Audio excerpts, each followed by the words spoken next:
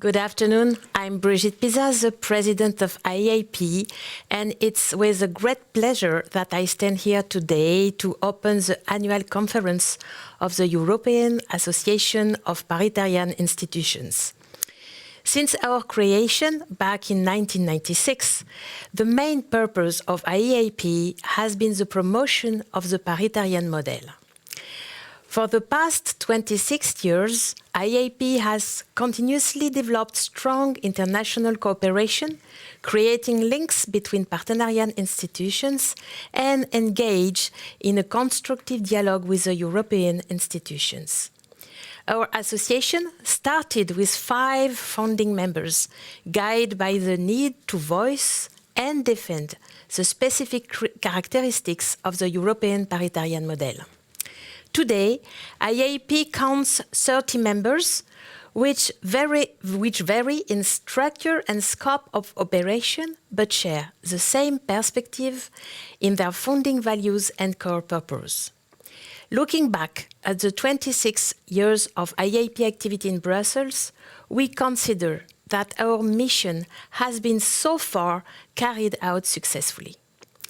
There are still various challenges, and AEIP works remain relevant, as shown by the pandemic and the current economic downturn, which has accentuated the need of inclusive, transparent, and solidarity-based social protection across Europe. With that in mind, I am happy to welcome all of you who are joining us online for an important debate on the welfare state transformation and the social aspects of sustainable finance. Our hope is that you find the event interesting and insightful, and that you join us in reflecting on the important role that paritarian institutions continue to play in the enhancement of European social model. I give now the floor to Alexandra, Executive Director of AEIP, who will be our host this afternoon. Good afternoon. It's a pleasure to welcome you all at the annual conference of the European Association of Paritarian Institutions. My name is Alexandra Kajdziska, and as Brigitte said, I'm the Executive Director of AEIP, and I will be also the host this afternoon. Thank you for all of you for joining us. We hope that you would find this event useful and insightful, and we have a great program ahead of us today. A few points on logistics. If you have any questions or comments throughout the discussion today, please don't hesitate to post them using the Slido window just below the main live stream video screen. If you have any technical issues throughout the event, please use the contact information you have received in your confirmation emails to let us know. And as a last important point, the event would be also recorded, so please check our website if you want to view some of the sessions today. With this, I think it's time to officially open our conference and to start with our first panel discussion of the day on the topic of the welfare state transformation and discussing the important role that paritarian institutions play in this context. And I'm very happy to welcome in the studio with us Yanis Natsis, Director of the European Social Insurance Platform, who would contribute to this discussion with his expertise and would also moderate the debate with our great set of speakers. So thank you very much, Yanis, and I'm happy to give you the floor. Thank you, Alexandra. It is a great pleasure. Thank you for bringing us together to have this very timely discussion. Brigitte mentioned the word solidarity.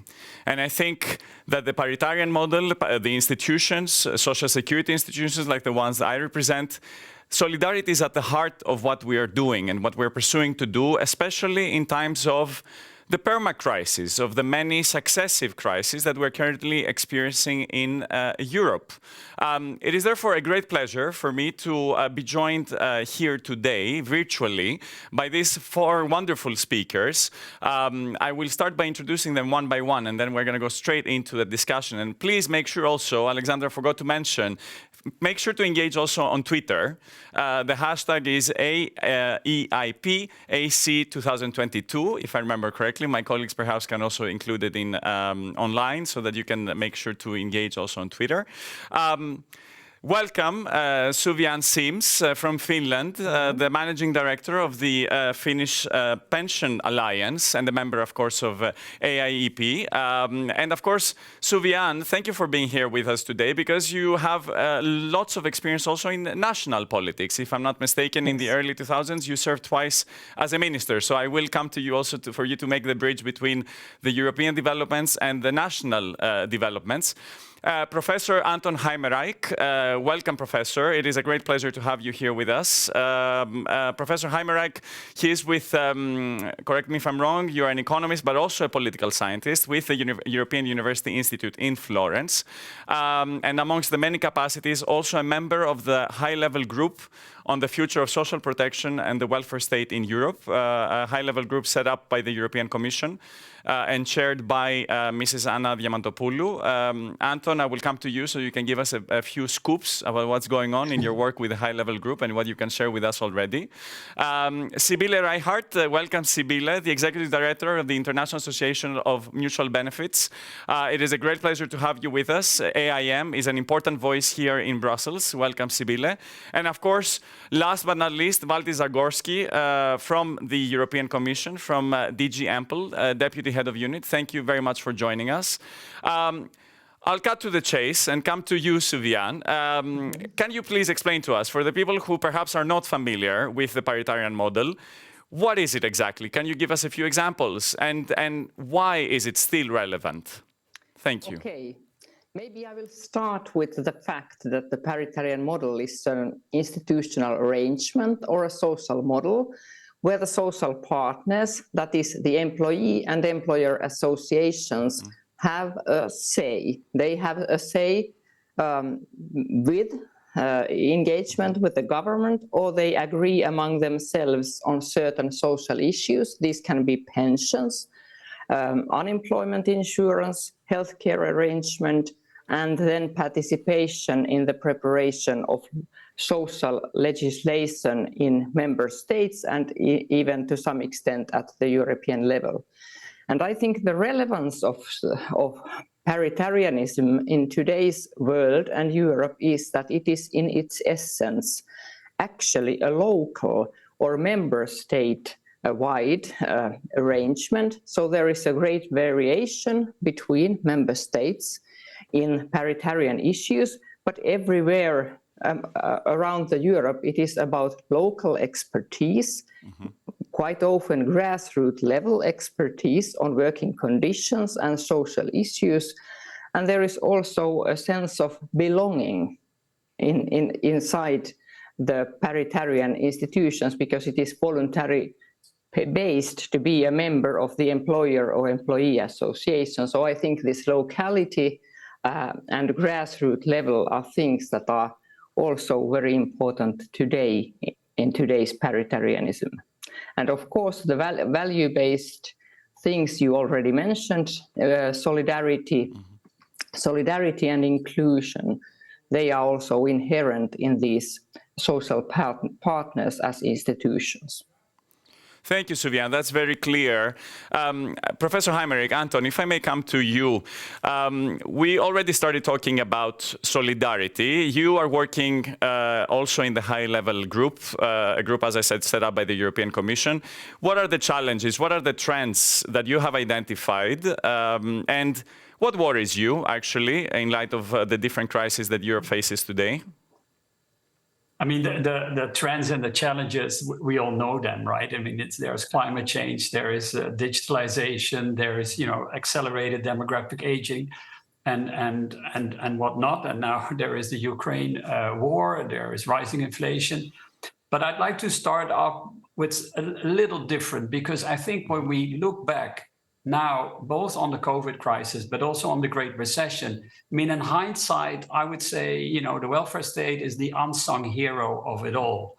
And remember when more than a decade ago, Angela Merkel said, Europe, that's only 7% of the world population.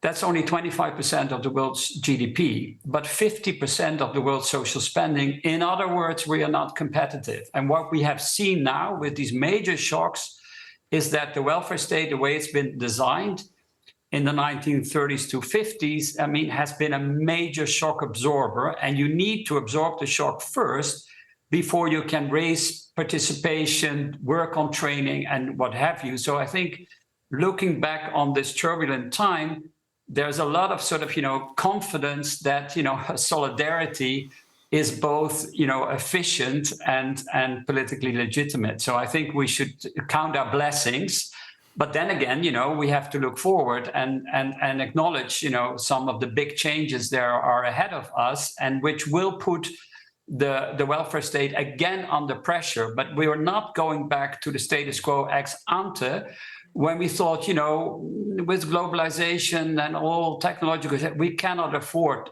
the welfare state. Today, the message is we cannot afford not to afford a welfare state. I mean, I think that has become very clear. Also, when you compare it, across the world in terms of the political turbulence in many democracies right now. But Anton, if I may challenge you and echo Angela Merkel's words, is the welfare state competitive? Can it be competitive? How do we make a case for it? You already did by giving us the examples through the pandemic, but how can we say that it is competitive? In large part, if you look at the best performing welfare states, so the ones that have high levels of employment and also pretty decent levels of poverty mitigation, these are the countries that train their youngsters the best. So there is really a synergy effect between high levels of spending, but then of course it matters what kind of spending it is, together with high levels of productivity and employment and very active policies to make sure that people get back into employment as quickly as you can. I think what is very important for us to imagine is a bit like the following. Recently, I've been looking at data on spending. And what is really striking about Europe, that Europeans or European countries spend a lot on the old. They also spend a lot on the young. They spend relatively little on the active population, because these are the ones who are economically active. If you then look at sort of what is spent on the old and on the young, largely this is fairly collective, whether it's paid by taxes or social contributions. And I think that there is something of an ethos politically in Europe, is that when you win an election, you have to respect the welfare commons. So you have to know not to spend too much on the old whereby which you undermine spending on the young, which will then eat it up my pension later on. Mm-hmm. So there is this balancing act across Europe, given by the commitments we made in the past, that is actually quite strong. So this governing of the welfare commons is a challenge, and but it's doable. I mean, it's every time it is being shown. Thank you, Anton. Sibylle Reichardt, from the Mutual Benefit Societies, you have a very good overview of what's happening on the European level. Anton says we need to count our blessings. We cannot afford not to afford. What opportunities and what challenges do you see on the European level? Begin with, and thanks again for inviting me to this event, and it's good to see so many known faces. To begin with, I would say that the challenges that we have are opportunities at the same time. Mm-hmm. So Anton mentioned the big worldwide transitions that we have, demography, environment, and also the digitalization. And in Chancellor Scholz's word, we are like facing a change of an era, Zeitenwende, as he has called it. And all those transitions actually impact the health policy at European level. So the demography impacts that we have more and more elderly. It impacts also that we have a lack of personnel for the healthcare. The environment impacts largely our health, and the digitalization is a challenge, but also a huge opportunity for the healthcare in Europe. So with the COVID pandemic, we actually saw that without healthy people, there is no healthy economy. And I would really join what Anton has said, that we really, through the high spending, we had a chance to weather the storm of this pandemic. Mm-hmm. And we need to go on in this vein as well. Another challenge is the increasing cost of healthcare. So we have new technology, medicines, prices are getting higher and higher. We have new forms of treatments, and all of this has a huge impact on the healthcare systems. And then we also see that we need more and more a health in all policy approach. So no policy can be without a look into what impact this is going to have on health. And then we have a challenge also of balancing the national and the European level. So what Suvi Anne actually mentioned is what can be best done at a local, regional or national level, and what can be best done at European level. And then two final points. One is intergenerational solidarity. I think without solidarity and promoting solidarity and solidarity-based institutions such as paritarian institutions, but also mutuals that I represent, we will never manage to tackle all the inequalities that are arising in all our societies. So I think that organizations such as AEIP, AIM, but also EASIC, we need to stick together and make sure that we promote this very high value also of the European Union. And then the last point I would like to make, because we are also an international organization, is we have to look at the global impact of the European policy and also make sure that we look not only at the European health, but also at the global health. Absolutely. Thank you, Sibylle. Thank you for this overview, but also for zooming in on the question of health and the health dimension and the health in all policies imperative. Valdis Zagorskis, thank you for joining us. You work on social protection, of course, at DG Ample at the European Commission. You follow closely the work of the high-level group on the future of the welfare state and on the future of social protection in Europe. Could you please explain to us, perhaps to our viewers, to the audience that might not be familiar with this endeavor, why did the Commission embark on launching and committing resources and energy on this high-level group? And if you can tell us, if you can give us a bit of a foresight on what to expect. Yeah, thank you for the question. Thanks to AEIP for the invitation. On what to expect, that's really up to Anton and his colleagues. But on my side, I will first give you a short overview of the usual narrative, why this high-level group was set up, and then I will go on and contradict myself. So, first of all, I don't think there is need to reiterate the global megatrends that are affecting our societies and our welfare states and social protection systems by implication. I mean, Anton already referred to them, Sibylle referred to them, so they are well known. Generally, we talk about demographic change, which includes longer life expectancies and changes in family structures and birth rates. We have changes on the labor market with self-employment and proliferation of different types of job contracts that are usually called atypical. Then we have, of course, the twin digital and green transition and the technological change and robotization. So all of this affects our societies, our labor markets, and our welfare states. And since in social protection, one of the main roles of the European Commission is to facilitate exchange of experience, critical thinking, analytical exchanges at EU level. So that's why the European Commission set up this high-level group to see how the welfare states and social protection systems can adapt to this new reality.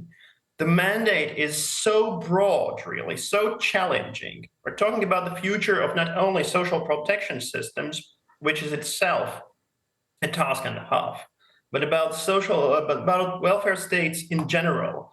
So we are very grateful for Anton and 10 other equally qualified colleagues who took up this immense challenge of trying to develop these answers to the big questions about the meaning of life, universe, and everything else.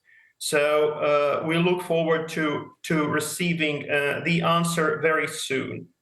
So I would already like to flag that the launch event of the high-level group is planned for the 7th of February next year. It will be a hybrid event, both in person in Brussels and online. So we hope that many of you will join us to hear what Anton and colleagues have produced. But then I promised to contradict myself. So this is the usual simplified explanation that we're giving, that things are changing. So there are new family structures, new types of job contracts on the labor market, so welfare states need to adapt. But to what extent it is really the issue of fundamental changes? I mean, yes, there are changes, that is undeniable, but the simplified narrative sometimes states that in the 20th century we set up these welfare states, which have been perfect for our societies. Now the society is changing, so we need to adjust them. Well, I would, of course, agree with what Anton said, that welfare states have been an enormous success, an enormous asset in tackling the challenges that our societies have encountered recently. But that doesn't mean that we shouldn't look back critically at how they have been functioning until now. So, to an extent, the current megatrends, as we call them, are maybe not so fundamental in as much as they have helped to highlight some of the underlying assumptions of the welfare state, and to reconsider to what extent they are valid and to what extent they were valid in the first place. Let's take the example of social protection for the self-employed and non-standard workers. The platform workers are, of course, an extreme example that has helped to highlight the challenge of having many people in formal self-employment who are de facto anything but true entrepreneurs. But to a large extent, it was never the case. It was always a fallacy to assume that everybody who is formally self-employed is really an entrepreneurial spirit who has knowingly assumed all the risks that go with the status and renounced all the guarantees that go with employment relationship. So this is probably an administrative convenience that was given, as Anton would put it, a normative interpretation, and telling that these people do not really merit or have knowingly given up on the social guarantees of an employment relationship. Same goes with family structures. Yes, family structures are changing, we see it, but to what extent the single breadwinner model was even previously effective in protecting women from poverty and ensure income replacement. We see today in old age that the massive gender gap in old age poverty shows that, which is based on labor market records over the past 60 years or more, that it really shows that that model was never very efficient in protecting women against poverty in old age. So these new challenges, and I fully agree that by and large, welfare state has been an enormous success and is more important than ever. But these new challenges have also given us a great opportunity to reassess our welfare states, have a fresh look at some of the underlying assumptions, and to see how they could work even better. Thank you, Valdis, and thank you for challenging us a bit. And Sufian, I'll come to you.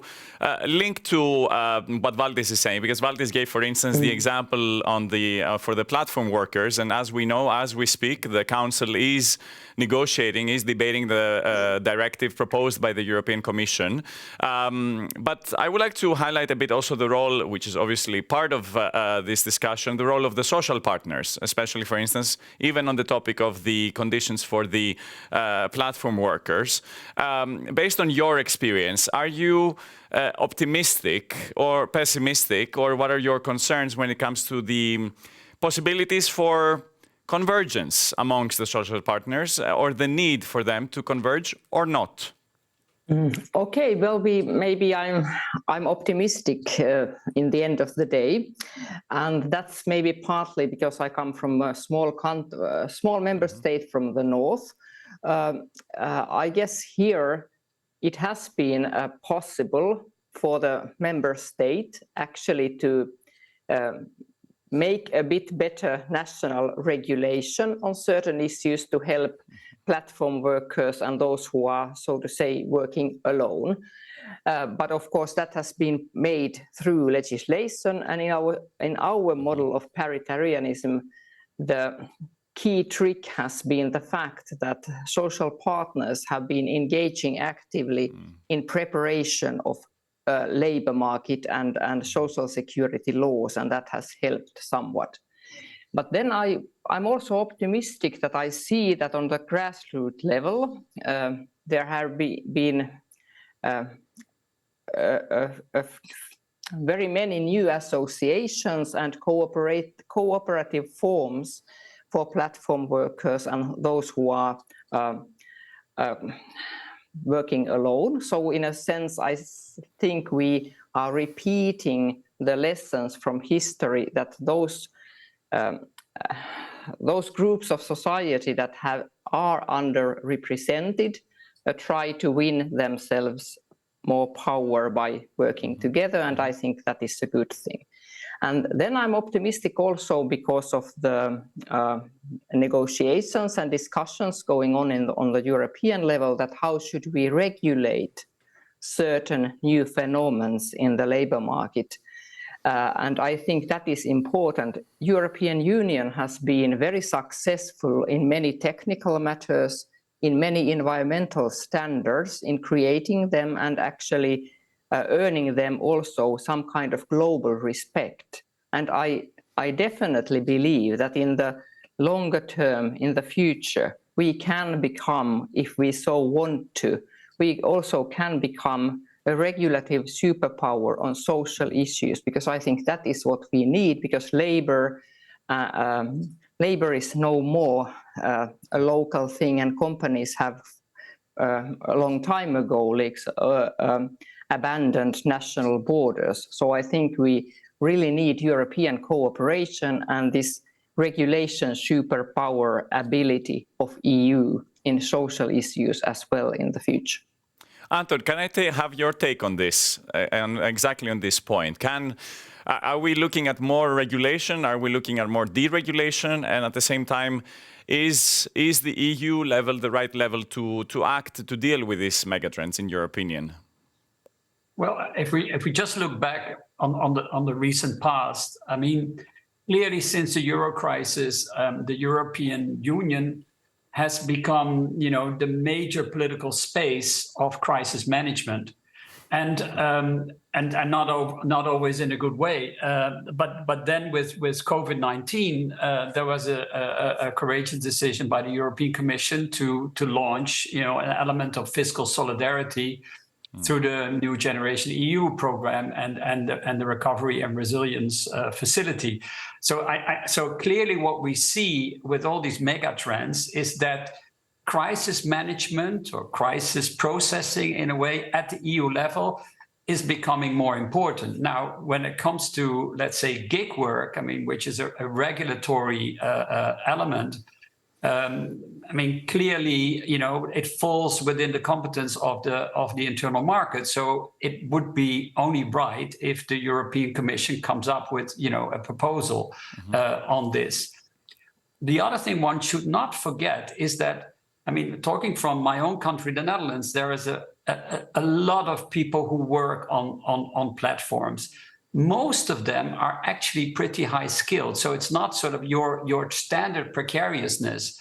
But of course, if anything happens to them and they are not insured or covered in any kind of program, I mean, who's going to pay for them? Obviously, the national state is going to pay for them. So in a way, it is very important to come up with a solution whereby, all kinds of work contribute to the welfare state and profit from it as well, if the case need be.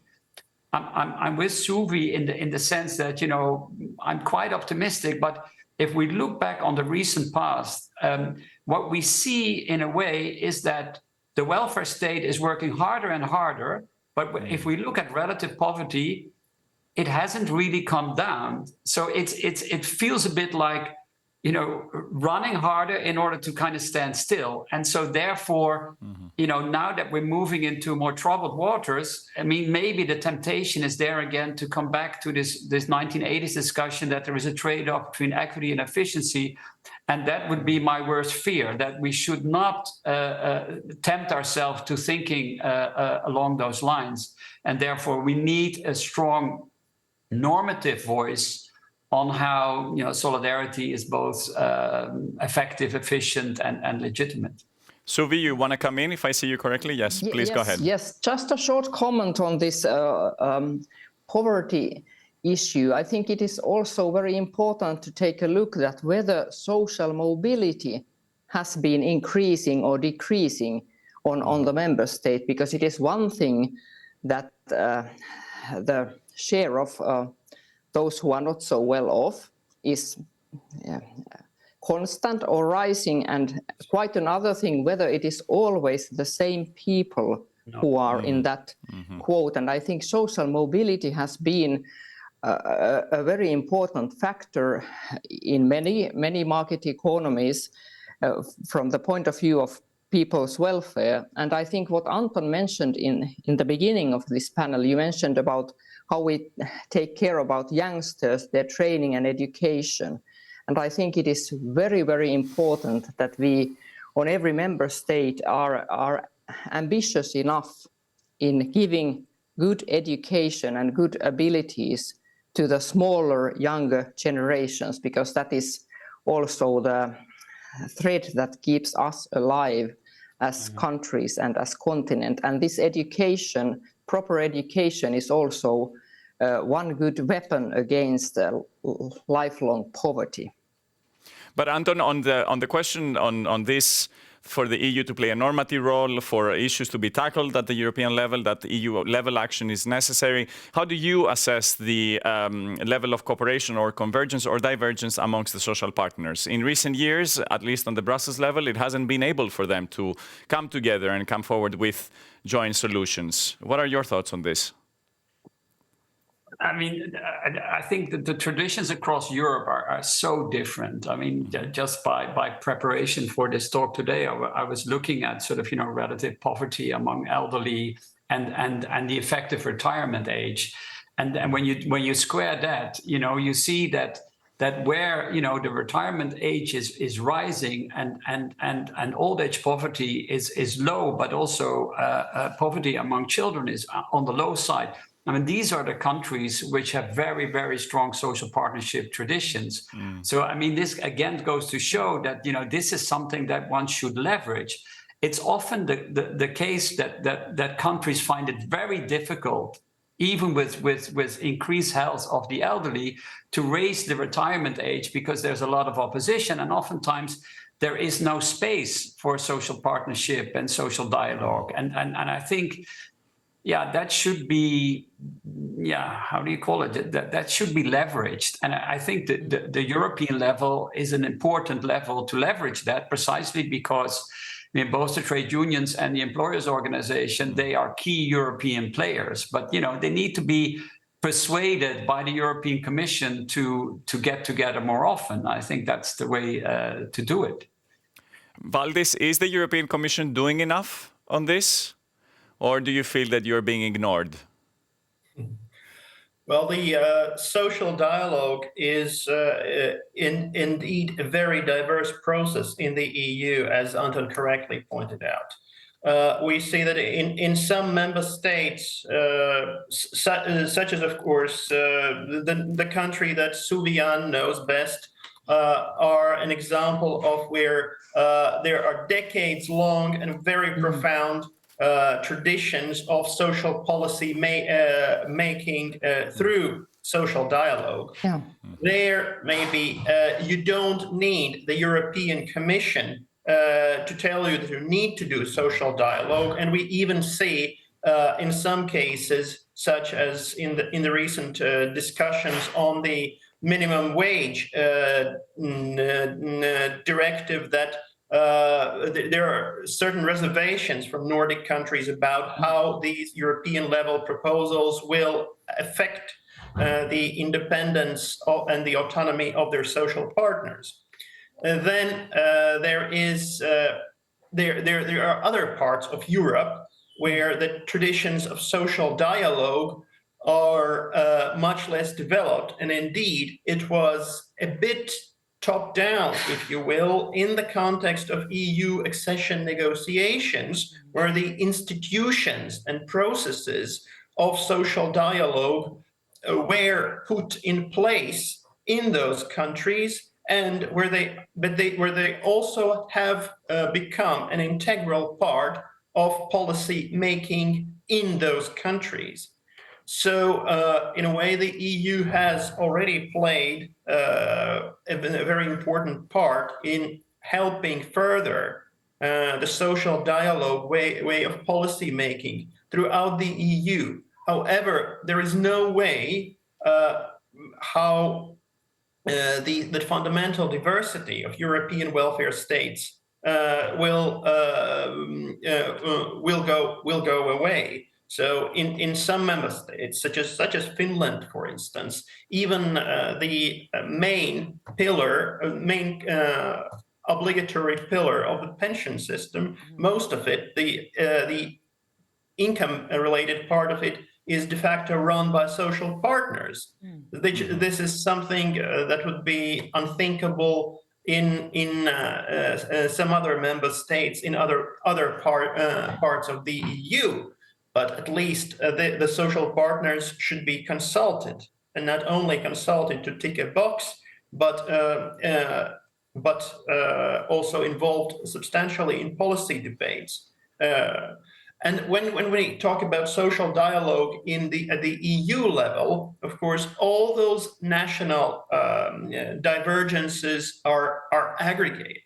So it can become an extremely complicated process with an aggregation of many national sensitivities. And my colleagues, of course, who work on social dialogue in DG Employment could tell you much more about it. But this is a model which is indispensable to the different European welfare states. And this is something that I do not see going away as European welfare states evolve to respond to the current changes and ongoing challenges. Sibylle, we talk a lot about EU level action. One of the areas where there has been a lot of movement, to say the least, over the past 2 years during the pandemic, obviously, has been the area of health. We saw a lot of talk. We saw a lot of money also going into health. I have my doubts as to how this money is used today, and I wonder where the momentum is going that started with the pandemic. What is your reading of the situation in terms of the lessons learned from the pandemic, if I may dare put it this way, the COVID-19 pandemic, which is kind of behind us by now? How do you assess the EU level action that we've been talking about? Because this is a very concrete area. And what would you like to see more of or less of in the near future, also in light of the European elections coming up in 2024? Yeah, I think that, first of all, the positive outcome of this pandemic was that finally health has become a priority.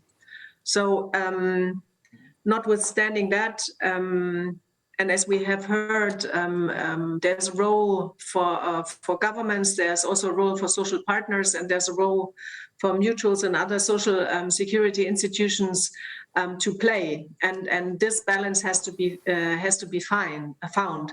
So what are my expectations? I think it's about time that everybody understands that it's important to put people in the center of attention.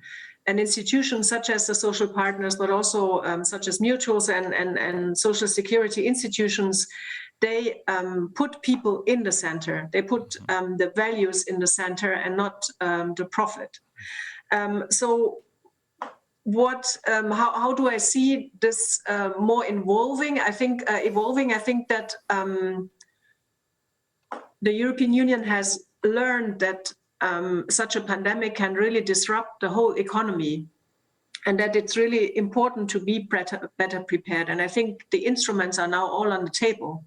Now it's really time to look how to implement those instruments of the European Health Union. And we are expecting still some elements of this European Health Union, like the pharmaceutical strategy and everything. So for me, the challenge and my expectation really is that we will find in the future a better balance between market-driven health policy and social policy-driven health policy. And as you know, we are quite active in this because we think that we need to make sure that access is guaranteed to all. This includes the new forms of labor, but also many member states, for example, don't have equal access to medicine. So we need to make sure that all the countries have direct access to innovative medicine as everybody else. And then I also think, and coming back to the cooperation between the member states, I mean, we get country-specific recommendations every day, all the member states do, but what do we do about it? Are they really implemented? And so I think that this learning platform that also Valdis has mentioned, to share experience and to make peer reviews and to learn from the social models of other countries, that needs to be strengthened according to me, and do more peer reviews and make sure that everybody else learns from each other. I hear investment as opposed to spending. I hear mutual learning, exchanging best practices, because the challenge is the systems are different. I think this is clear from the discussion that we've had so far, but the challenges are quite similar, I would say, across the board. Anton, for you, at the high-level group, you have a lot on your plate. Valdis just gave us an overview earlier in his intervention. How do you make sure that your work is relevant, and how do you prioritize amongst all of these burning topics and challenges? How easy is it? Or through your involvement actually in this process, in this drafting process, I guess you're still working on your final report. Has there been something that really took you by surprise in the sense of possible disagreements even, or as to what should be prioritized and what should not be prioritized? This is a tough question. I mean, the thing is that it's a process, right? I mean, we came together a year ago when there wasn't a war and when there wasn't spiking inflation. So we started with a number of challenges that were relevant at the time, and then times move on and they don't wait for the report, and the report has yet to come out. I think the good thing about this turbulent period is that it really focuses our work. So in terms of the challenges that were there and the challenges that are new, I think we have very rich conversations with one another. I think another important choice that we made very early on is not to think about the welfare state as a system, but rather as a repertoire of policies that are important along the life course. So we kind of divide up, along the life course, and then people are being supported by certain policies across their lives. And I think that also helps us now. We had a meeting here in Florence 2 weeks ago to kind of focus on a number of recommendations that are related to the life course and to different welfare states, because they're different, meeting the same challenges means different policies in a way. And then also this also allows us in the next meeting that we have, I think, to kind of stand back and say, where does the EU come in, or where does it have to come in, given the fact that countries cannot solve their problems on their own. And then the European Union I see as a political union, but it's a political union of national welfare states. And so there is an inherent tension there. But I think, in terms of what I said earlier, in terms of crisis management, the EU has by default become more important, and this should be recognized also in our recommendations. But then again, I cannot say anything about the recommendations. I can say something about my input, but we have, I think another 6 weeks to go before we finalize the report. Absolutely, and thank you. Yes, Suvian, I'll come to you, and then I want to bring in, because we have some questions also from the audience, as we have 15 minutes left for our discussion. Please, Suvian. Yeah, thank you. I highly appreciate what Valdis, you said, and what you, Anton, said.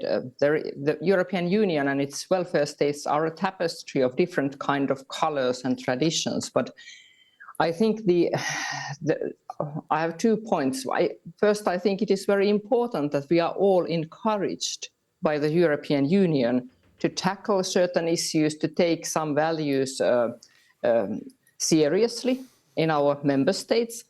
And then the silver lining on this rather grey security situation in Europe, which we have because of the Russia's aggression on Ukraine, is that we have learned, at least here in the north, that it is important for us to learn from the other countries, from our neighbors, in terms of how to interpret security issues. I'm referring to, for example, for our willingness together with Sweden to join NATO, but it was an important mental change in the north, that we have not have it right in every issues. And therefore, if we get encouragement from the European level, from the Commission, there is also room for us to learn from other countries. And if every member state starts to have this ability, we can achieve good things in this colorful tapestry called Europe. Thank you, Suvian. So yes, in your opinion, there is the momentum, and we can be kind of encouraged, if not forced, by the developments to work together, to join forces and to learn from each other. Actually, I want to stay with you and ask you, because you have a lot of experience from the ground. We talked a lot about social dialogue. We talked about the importance of having and bringing the social partners together. We have a question from the audience. How do we ensure that we have the non-standard forms of work, since we've been talking a lot also today about the new types of work and working? How do we make sure that they are represented sufficiently well in the social dialogue? What are your lessons learned from the ground in Finland?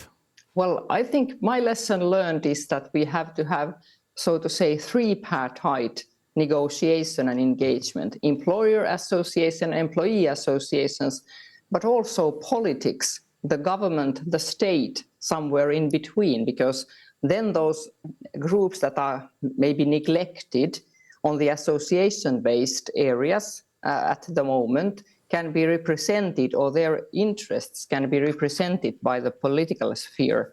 And that's why I personally also appreciate the Nordic model, where all the three parties are interwoven together in our paritarian model. This is a very concrete example. Thank you.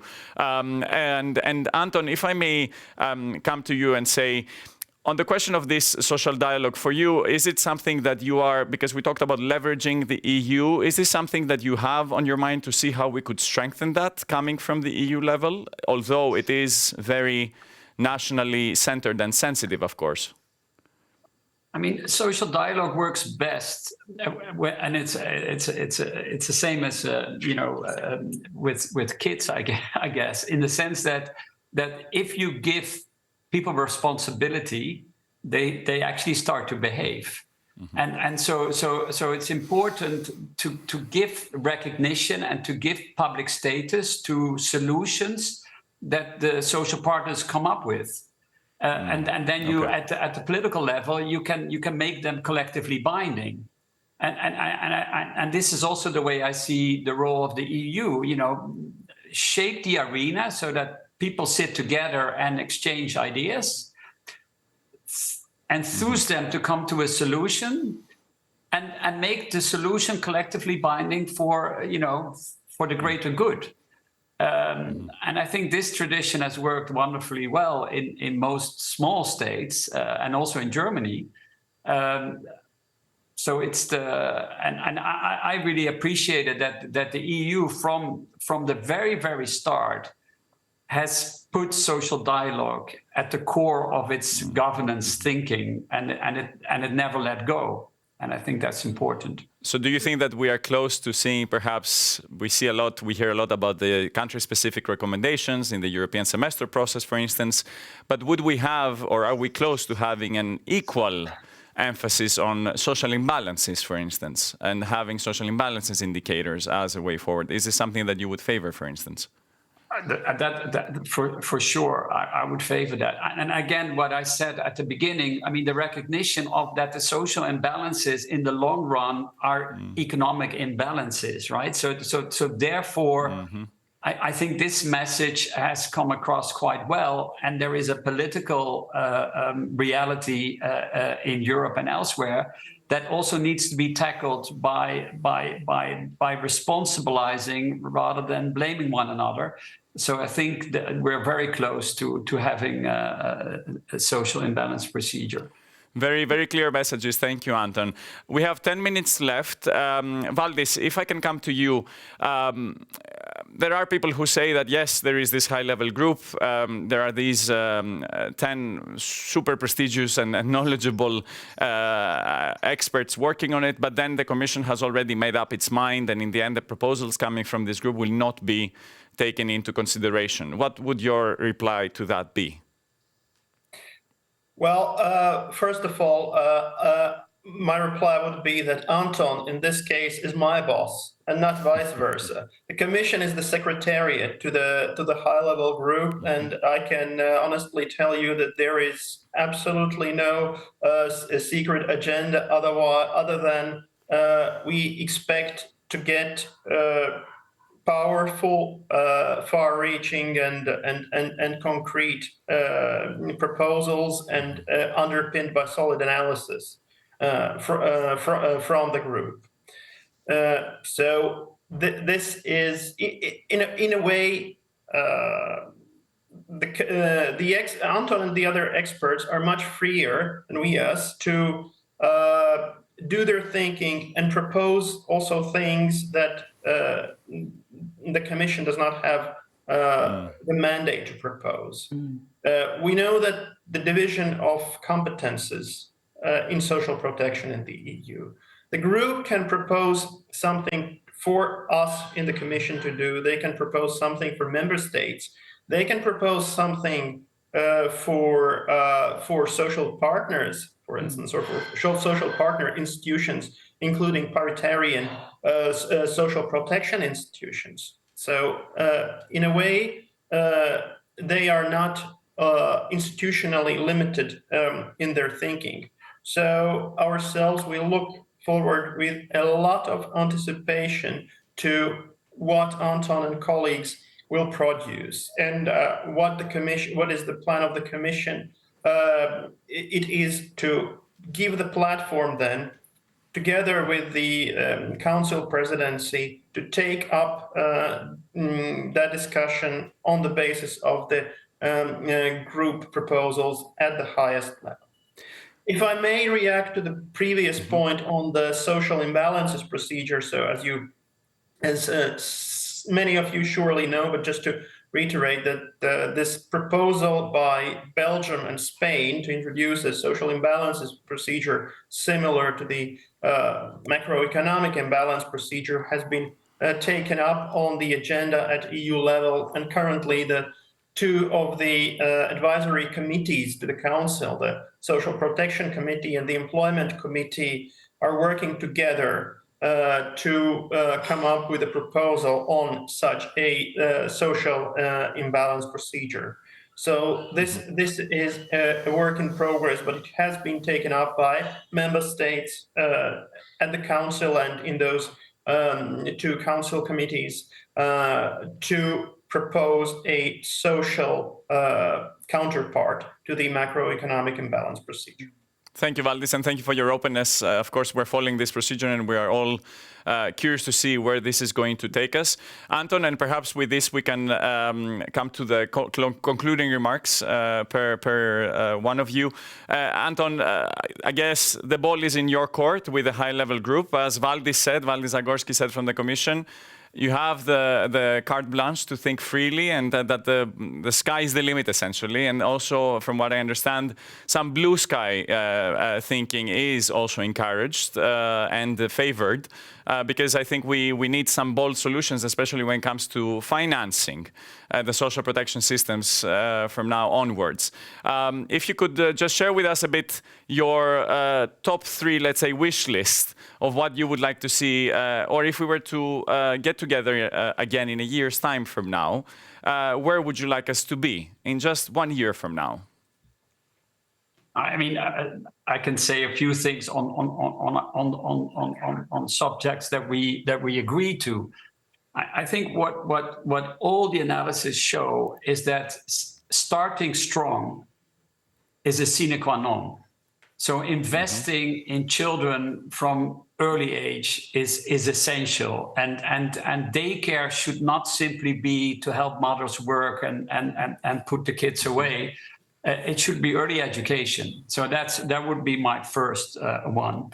My second one, this is a little bit more tricky, is that if you look at sort of like the health trends and the longevity, then there is every reason to incrementally go very, very slow to rethink the pension contract and to try to think about, in the year 2050, in order to finance the welfare state, both on pensions and on the active period and in terms of schooling, and pension age beyond 70 is no anathema. I mean, it should be considered, and then we have to step back with the social partners and say, well, that may apply to a professor at the university for sure, but it doesn't apply to somebody who has done hard physical work for a very long time.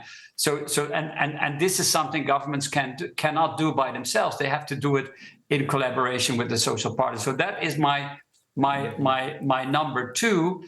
And my number 3 is probably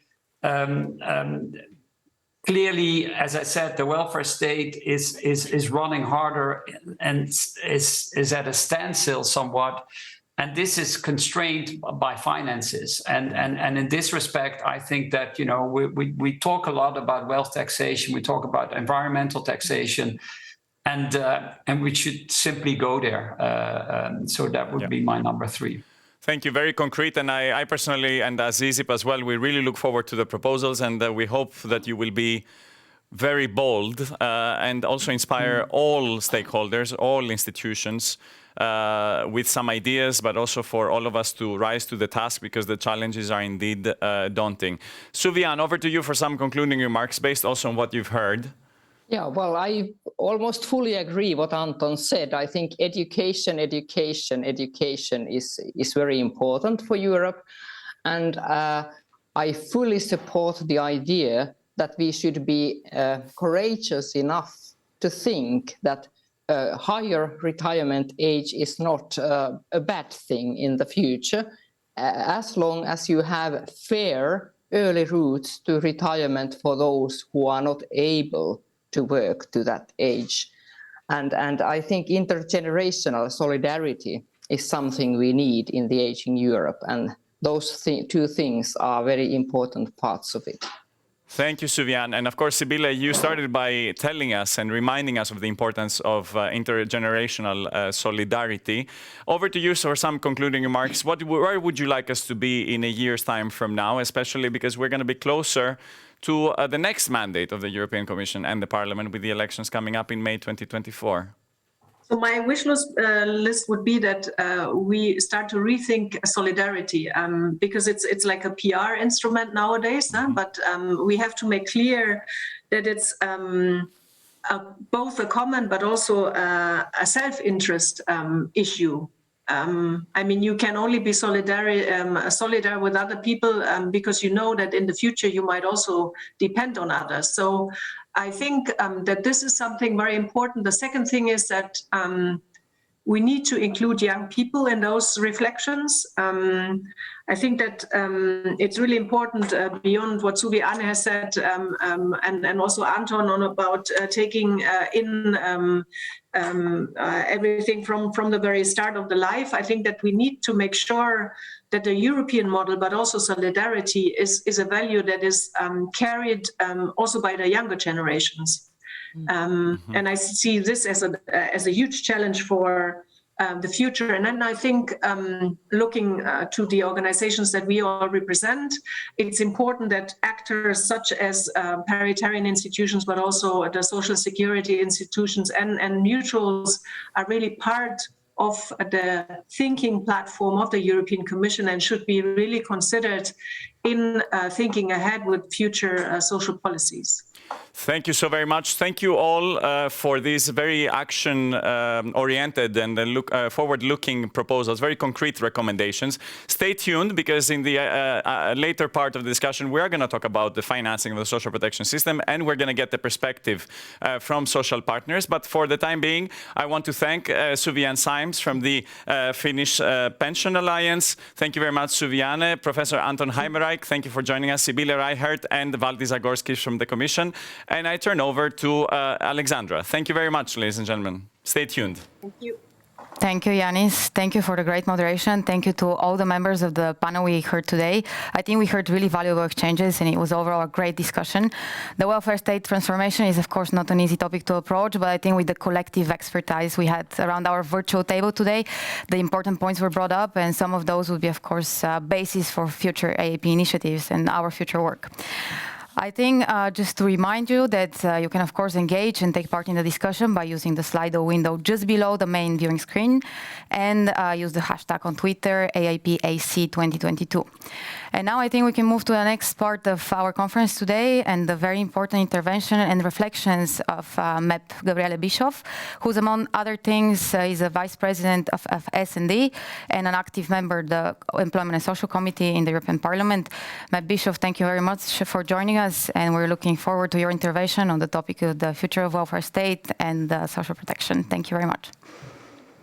Thank you very much, and also thank you for the invitation. It's a pleasure to be here with you, and I had the opportunity already to listen at least a little bit into the debate that just took place. This is also the point where I would like to come in, because if we look at our current situation, we are talking about being in crisis, having different crises at the same time, and coming out of a pandemic that is still not over, and then immediately entering into a war in Ukraine, and connected to this energy crisis that also is a social crisis.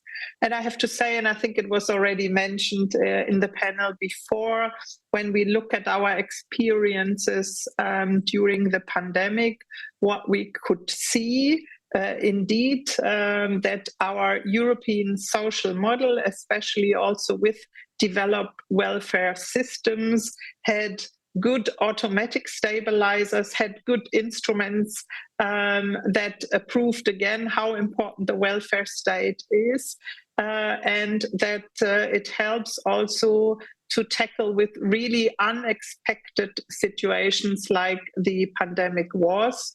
And especially that the European Union, that in the as first reaction was a bit terrified, closed borders, tried to isolate, but in the next step was able really in terms of to come up with new solidaric solutions. I want to mention SURE, but also Next Generation EU, and especially SURE, to have a new tool, a new instrument to prevent that we would have mass unemployment in Europe, and to make sure that we can address the problems in all member states, because all member states were affected by this pandemic. So it was also a boost in European integration that would not have happened without the pandemic.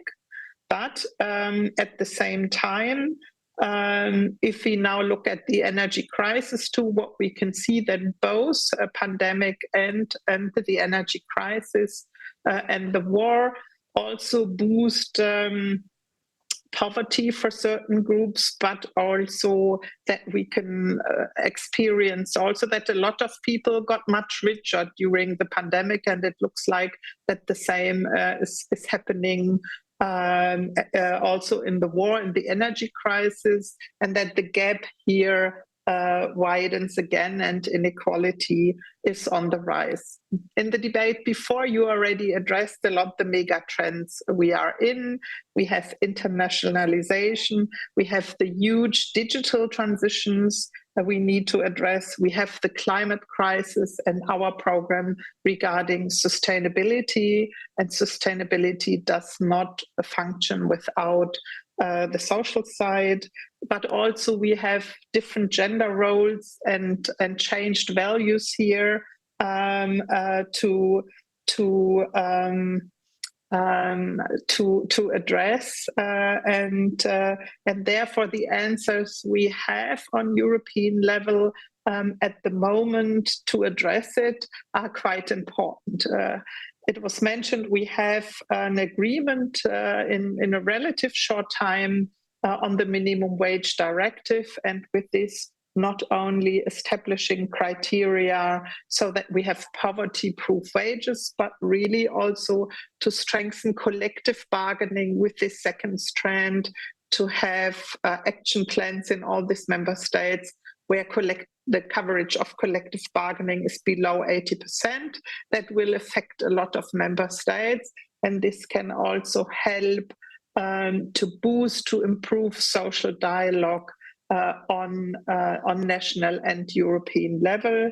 It was already addressed that the welfare state, that we also had problems in the last years because certain groups were excluded. It was very much focused on the sort of full-time male work, and that we have to cover more groups. And this is why I think that the directive on platform work is important, because we would have otherwise more and more people that fall out of the protection systems, and to make them more inclusive here, and at the same time strengthen regulation, that we don't have more and more bogus self-employed, for example, or people that are not protected about the risks of life if they have an accident while working, if they get sick, etc. So I think this is an important step ahead.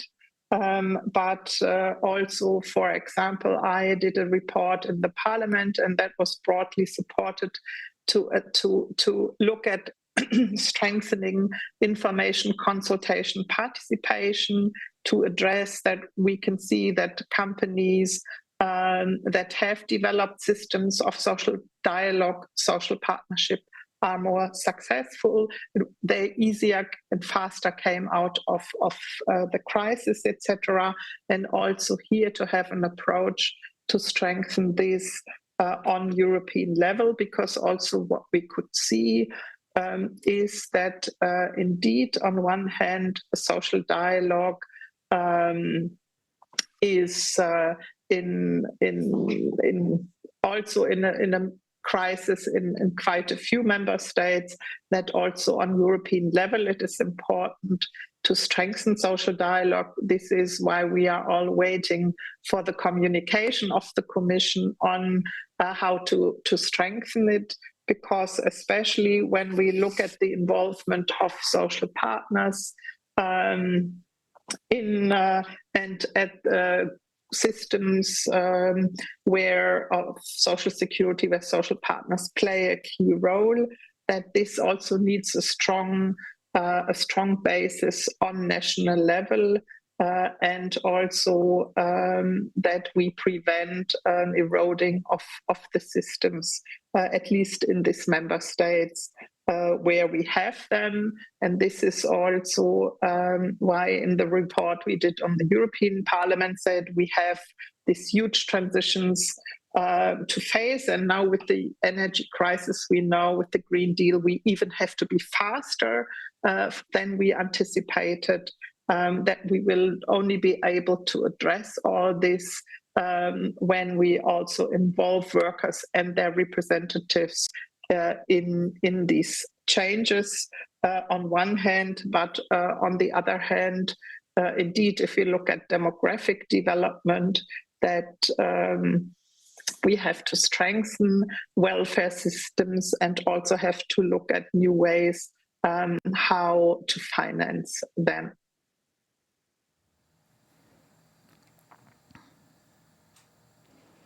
Thank you, Ms. Bishop, for this important message. Your participation in our program today was very much appreciated.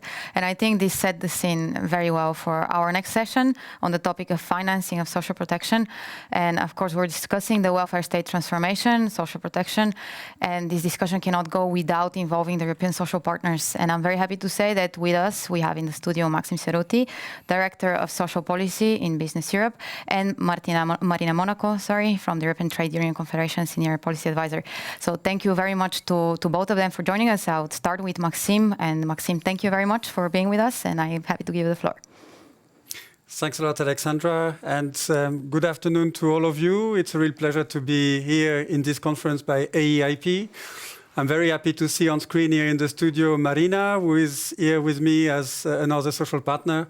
And I think, of course, when we are here in a conference organized by paritarian institutions, we have an important role as social partners because, of course, these institutions, they are made with the support and cooperation of social partners as part of their nature.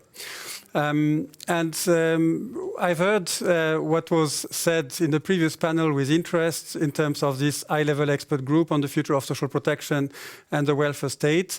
We are following the work of this group with a lot of interest and contributed recently an analytical paper, policy orientation note on the financing of social protection. And today I'd like to share with you some thoughts coming from Business Europe. And I've heard what was said in the previous panel on the role of social partners and how to have the social partners doing more and being recognized, which is very positive from all of those who are willing to value the role of social partners. I think social partners have a key role to play. They contribute, of course, to balancing the policies in terms of the competitiveness, employment, and social protection aspects. And of course, coming from the perspective of enterprises, I think it's also very important to recognize that a lot of our social protection is financed through the social contributions paid by employers. And of course, that means that there is an important stake for employers in how these resources are used, managed, for what purpose. And so I think it's very important that in these debates we have a good tripartite fabric of cooperation. Social protection is, in a sense, not the kind of issue that we can address jointly as bipartite social partners. But we have a key role to play in terms of the management and the prioritization of resources as part of the social security institutions. And in a good number of member states, those institutions are tripartite based and in some cases paritarian. So this is why we see that with a lot of interest, and we think it should be improved. So how to improve it? We have made already a few years ago a proposal to create 2 new tripartite advisory committees at European level on employment and on social protection. Of course, when it comes to social protection financing, the Social Protection Advisory Committee would play the key role. It is a very useful framework because this would be made of national government representatives, national employers federations, and national trade union federations. And the purpose would be to provide the perspective of the national players, but also the input of employers and workers in terms of how the Commission is defining the agenda.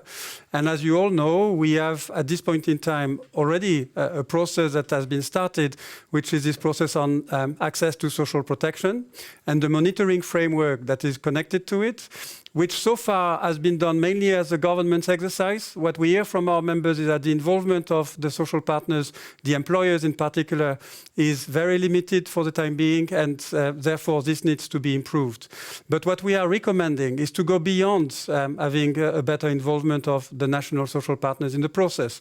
We need to have tools developed. We need to have a yearly reporting exercise that is looking at social protection from a broad perspective, that is looking also, of course, at the economic side of it. So how do we finance it in view of limited public resources in the public purse? Particularly in a time of inflation now, where the governments will pay higher interest rates to finance their debt. And the fact also that in this recent period, the governments have received more resources due to inflation and the taxation relating to the products that have been hardly hit by the energy crisis in particular. So all this being said, what we find very important going forward is that this yearly reporting exercise would put together the design and delivery aspects. So how do we spend the resources in a good way so that we have more performance, more results, better social progress and outcomes? But at the same time, how do we finance it? And where does it come from? And what kind of resources are needed? And we think that the debate should not only be focusing on the new social needs, and where for those new social needs, for sure, there is a need to look into additional resources, but also in terms of reallocation and savings where it is possible. Because of course we are starting from a level of very high level spending of social protection in Europe. And there may be areas where we can improve and increase, but it's also very important that we make sure the non-wage labor costs remain on a level that is compatible with our competitiveness as a continent.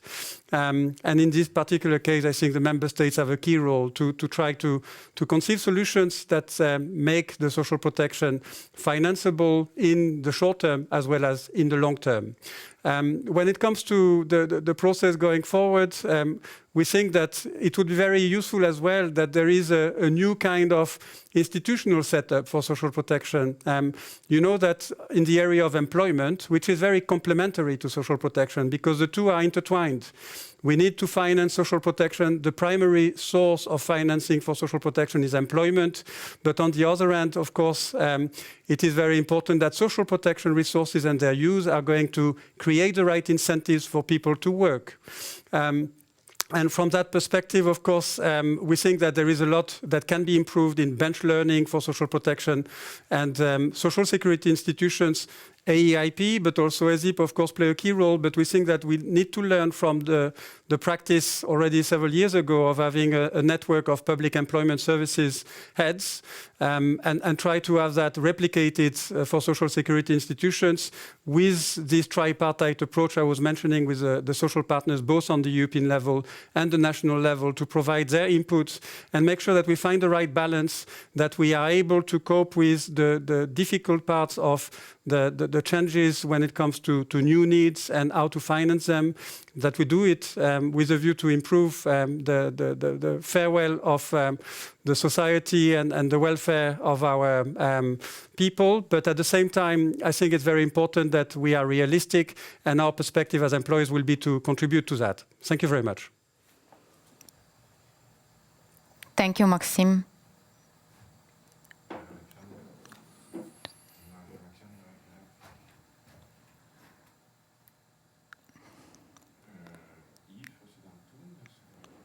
Thank you, Maxime, for this very important message, and of course for sharing the perspective of Business Europe on the important and highly relevant topic of financing of social protection.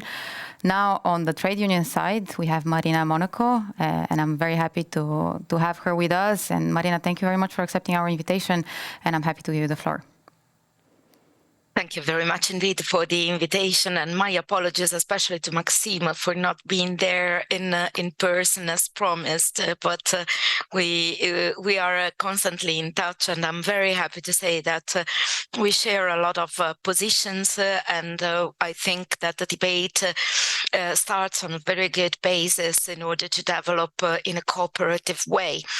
I would like to share here a series of considerations which are relevant not only on the European level, but on the global level as well.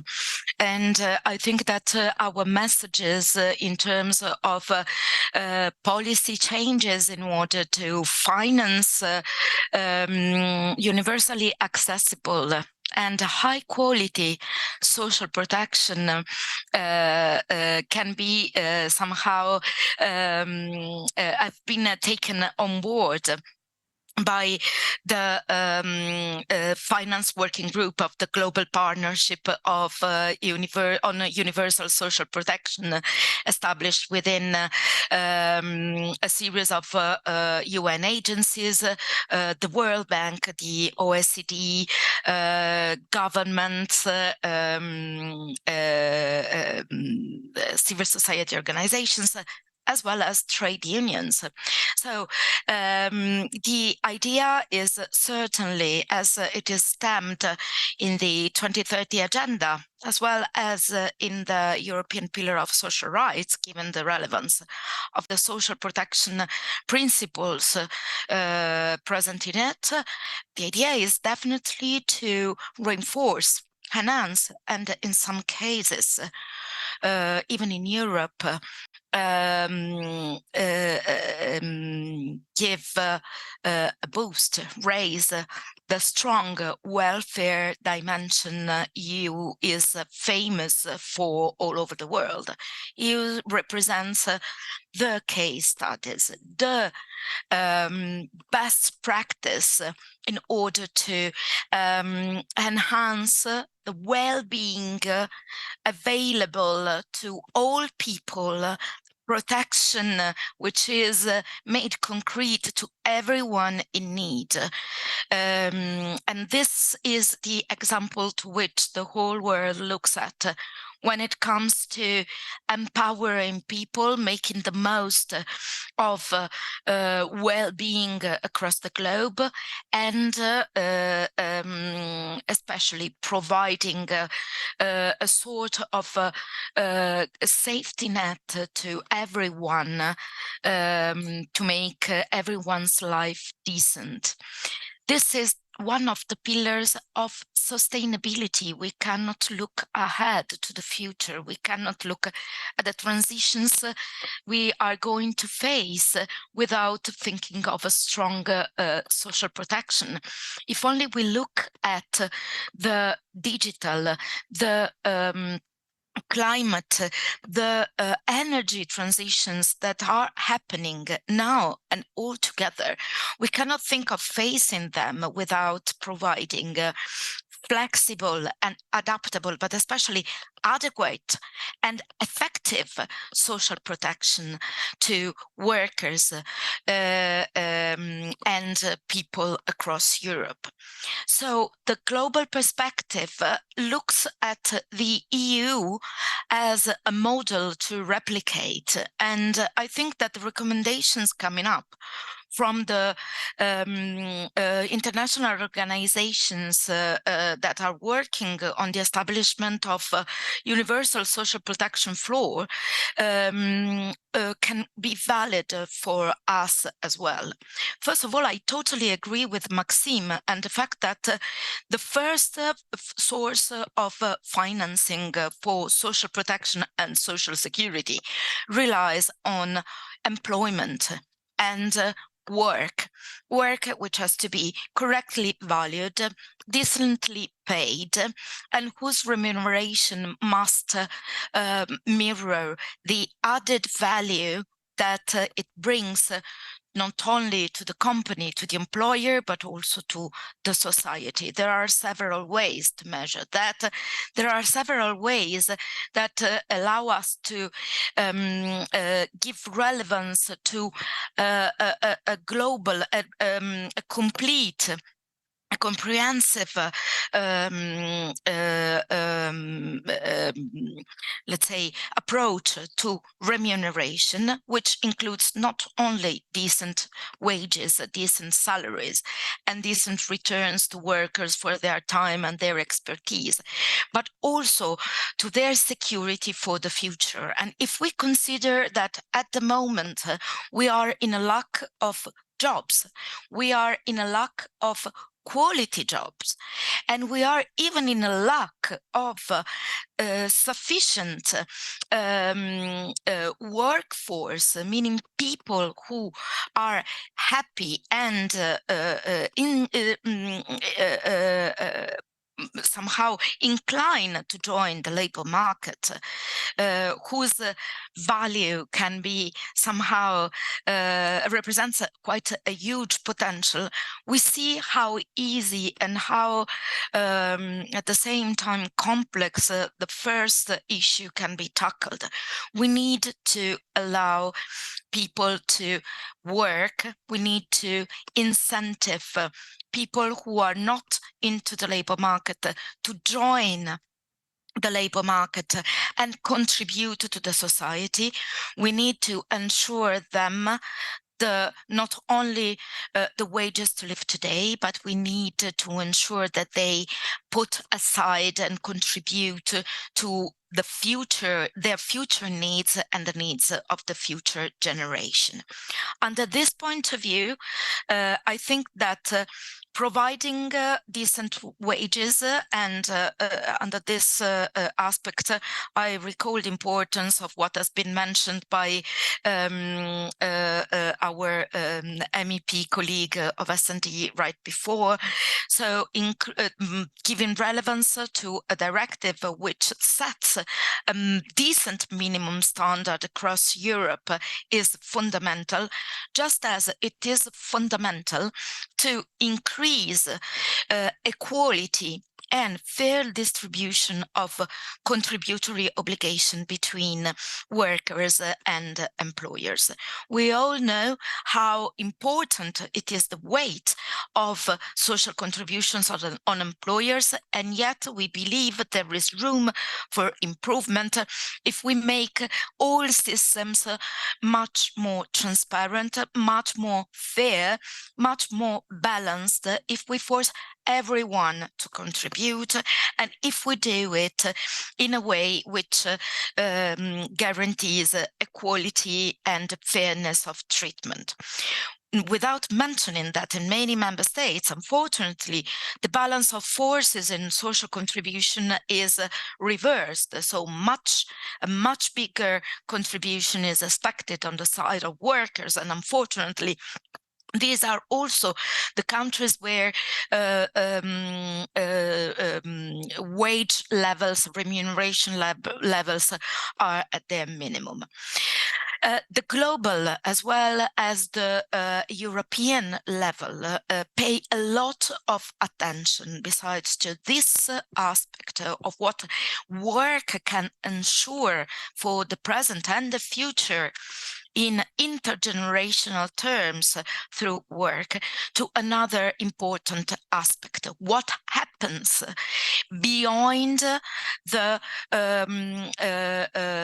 value, beyond the money, beyond the funding that Social Security is able to ensure to workers? What happens to those who are not workers since a long time? What happens to long-term unemployed and to people who cannot work?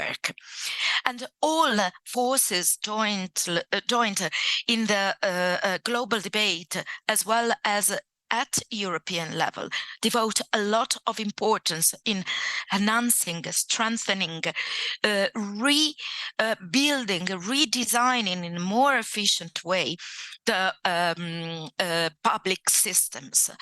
This is extremely important. This is a challenge the Commission has approached when we have worked on the first concrete outcomes of the European Pillar of Social Rights, let's not forget the recommendation on access to social protection for workers and the self-employed, which is there. It's on the table since years now, and that still needs to be substantially implemented.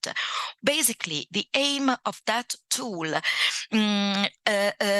is to redesign the national systems in order to capture all those situations linked to work and employment that have to be reorganized in a way which is coordinated, in a way that is comprehensive, that it is transparent, and it is much more logical. We have to redesign national systems in order to make all the private and public system be aligned and guarantee egalitarian outcomes and rights to all workers, irrespective of their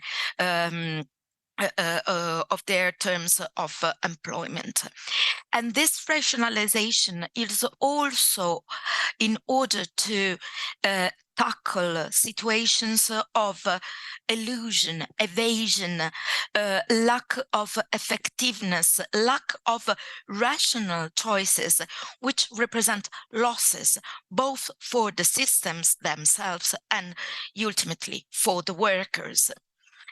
And yet we have to go beyond this, and we have to imagine that there is the need, given the figures concerning poverty, for example, long-term unemployed, what we can expect from the future from the point of view of the transitions, we have to assign greater priority for social protection financing in public budgets.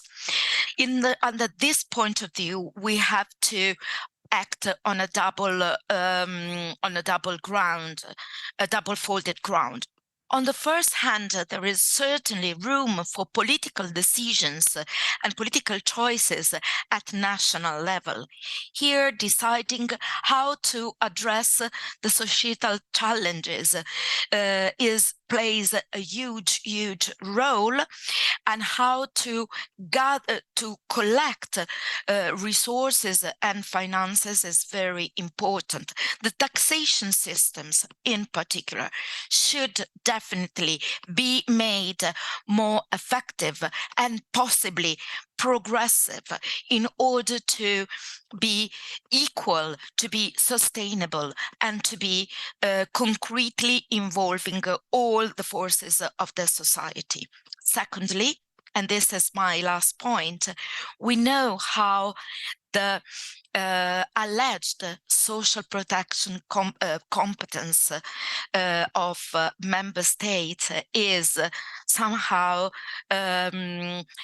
mitigated by the European level interventions that pertain to the fiscal constraints linked to the governance of the EU, and in particular of the euro area.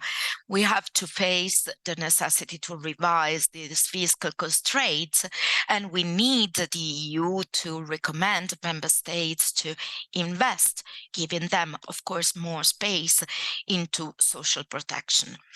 And it is in this comprehensive, renewed, refreshed framework that I am sure that social partners and paritarian institutions can find room to provide all the complementary and additional features for well-being and for providing true welfare to workers and people since the earliest stages of their lives until the end of possibly longer lives, but also better lives. Thank you, Marina, very much for sharing the perspective of the European Trade Union Confederation. AEIP, as representative of paritarian institutions, is of course always bound to look for the equal representation between employers and trade unions. So I thank you both very much for joining us today. I think, of course, financing of social protection would be one of the key topics that would be addressed in the report of the high-level expert group on the future of the welfare state. So I hope these recommendations would be heard and considered. And now it's time for a short break, and let's have a round of virtual applause to both Marina and Maxime, and thanking them again for contributing to the program. Let's be together again at 3:40 for the next session, focusing on sustainable finance, and which would be also opened by Ben Allen from the European Institute of Environmental Policy. So thank you very much again for those of you that joined us so far, and join us again at 3:40 for the next session. Thank you.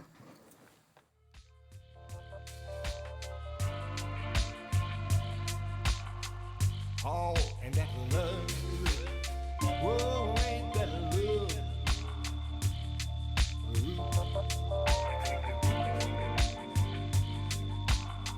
You don't know what you miss.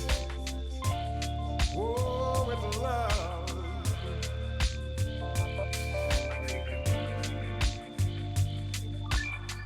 Ain't that love?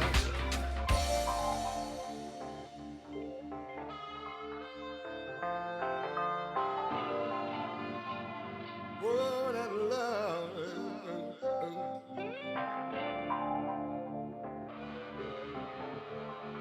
Whoa, that love. Oh, and that love. Whoa, ain't that love?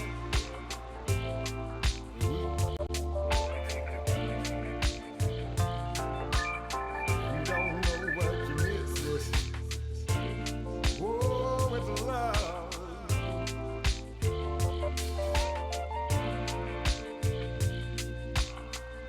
Oh, and that love. Whoa, ain't that love?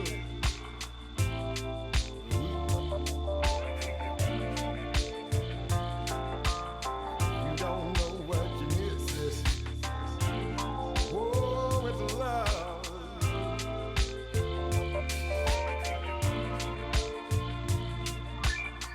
Ain't that love?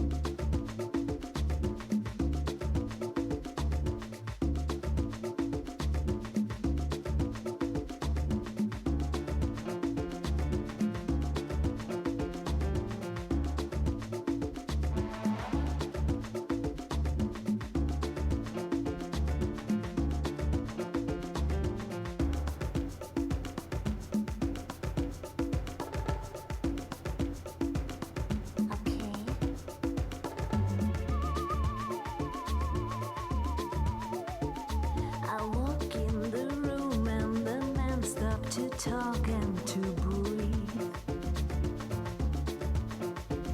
Women start to pinch them and rail against me seriously. But it's not my fault, I do nothing forbidden at all. But they stand in line, try to snatch a glance. Oh no, I'm not the kind of girl, not with me. They love how I lean my head on my hands and zip my drink. How I throw my head back, run my fingers through my hair. But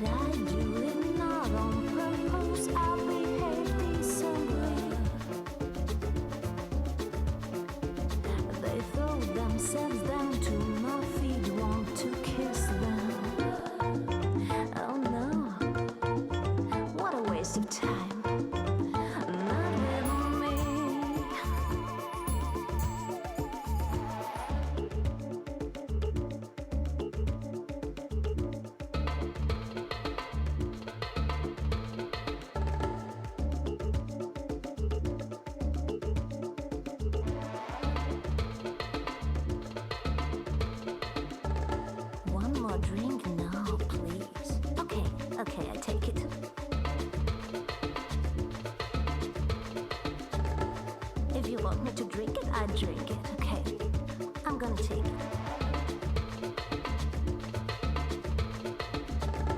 Perhaps we meet again.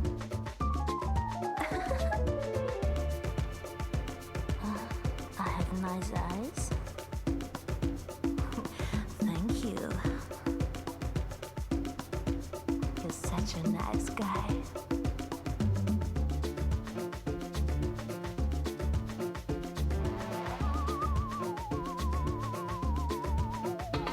I drink too much gin, but don't pay a cent for it, no. I secretly struggle against it, but then accept it. I don't want to please someone, but I love and love pleasure. But if they expect something for it, they blunder. Oh no. Take a hike. Not with me.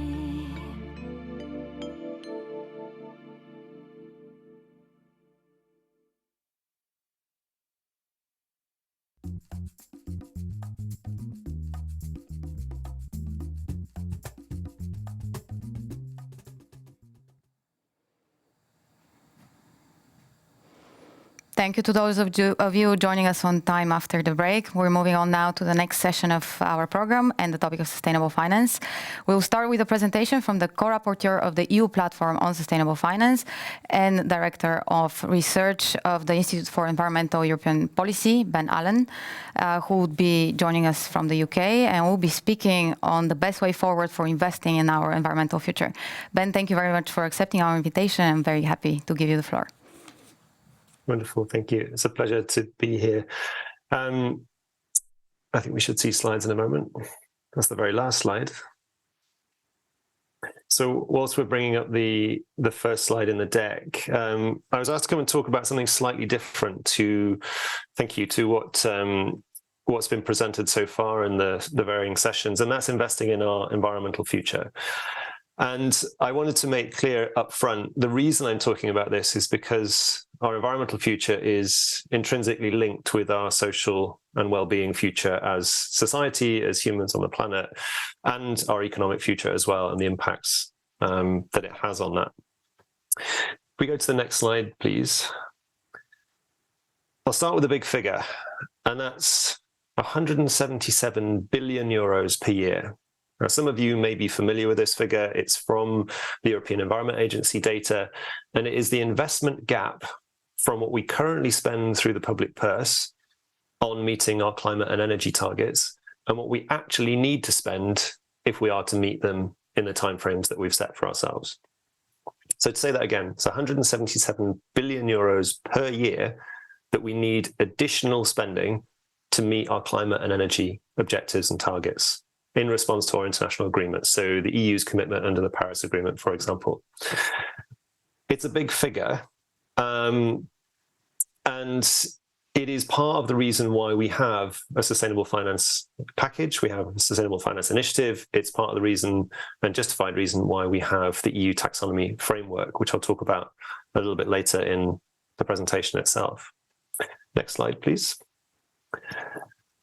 You'll all be very familiar, hopefully, with the Paris Agreement and its various targets and commitments that we've made globally to try and hold temperatures well below 2 degrees, to limit to 1.5 degrees where we possibly can by 2050. And the reason I brought this up as a slide, although we know it very well, I'm sure we're all familiar with it, is it talks very specifically about financing as part of the approach to dealing with climate change.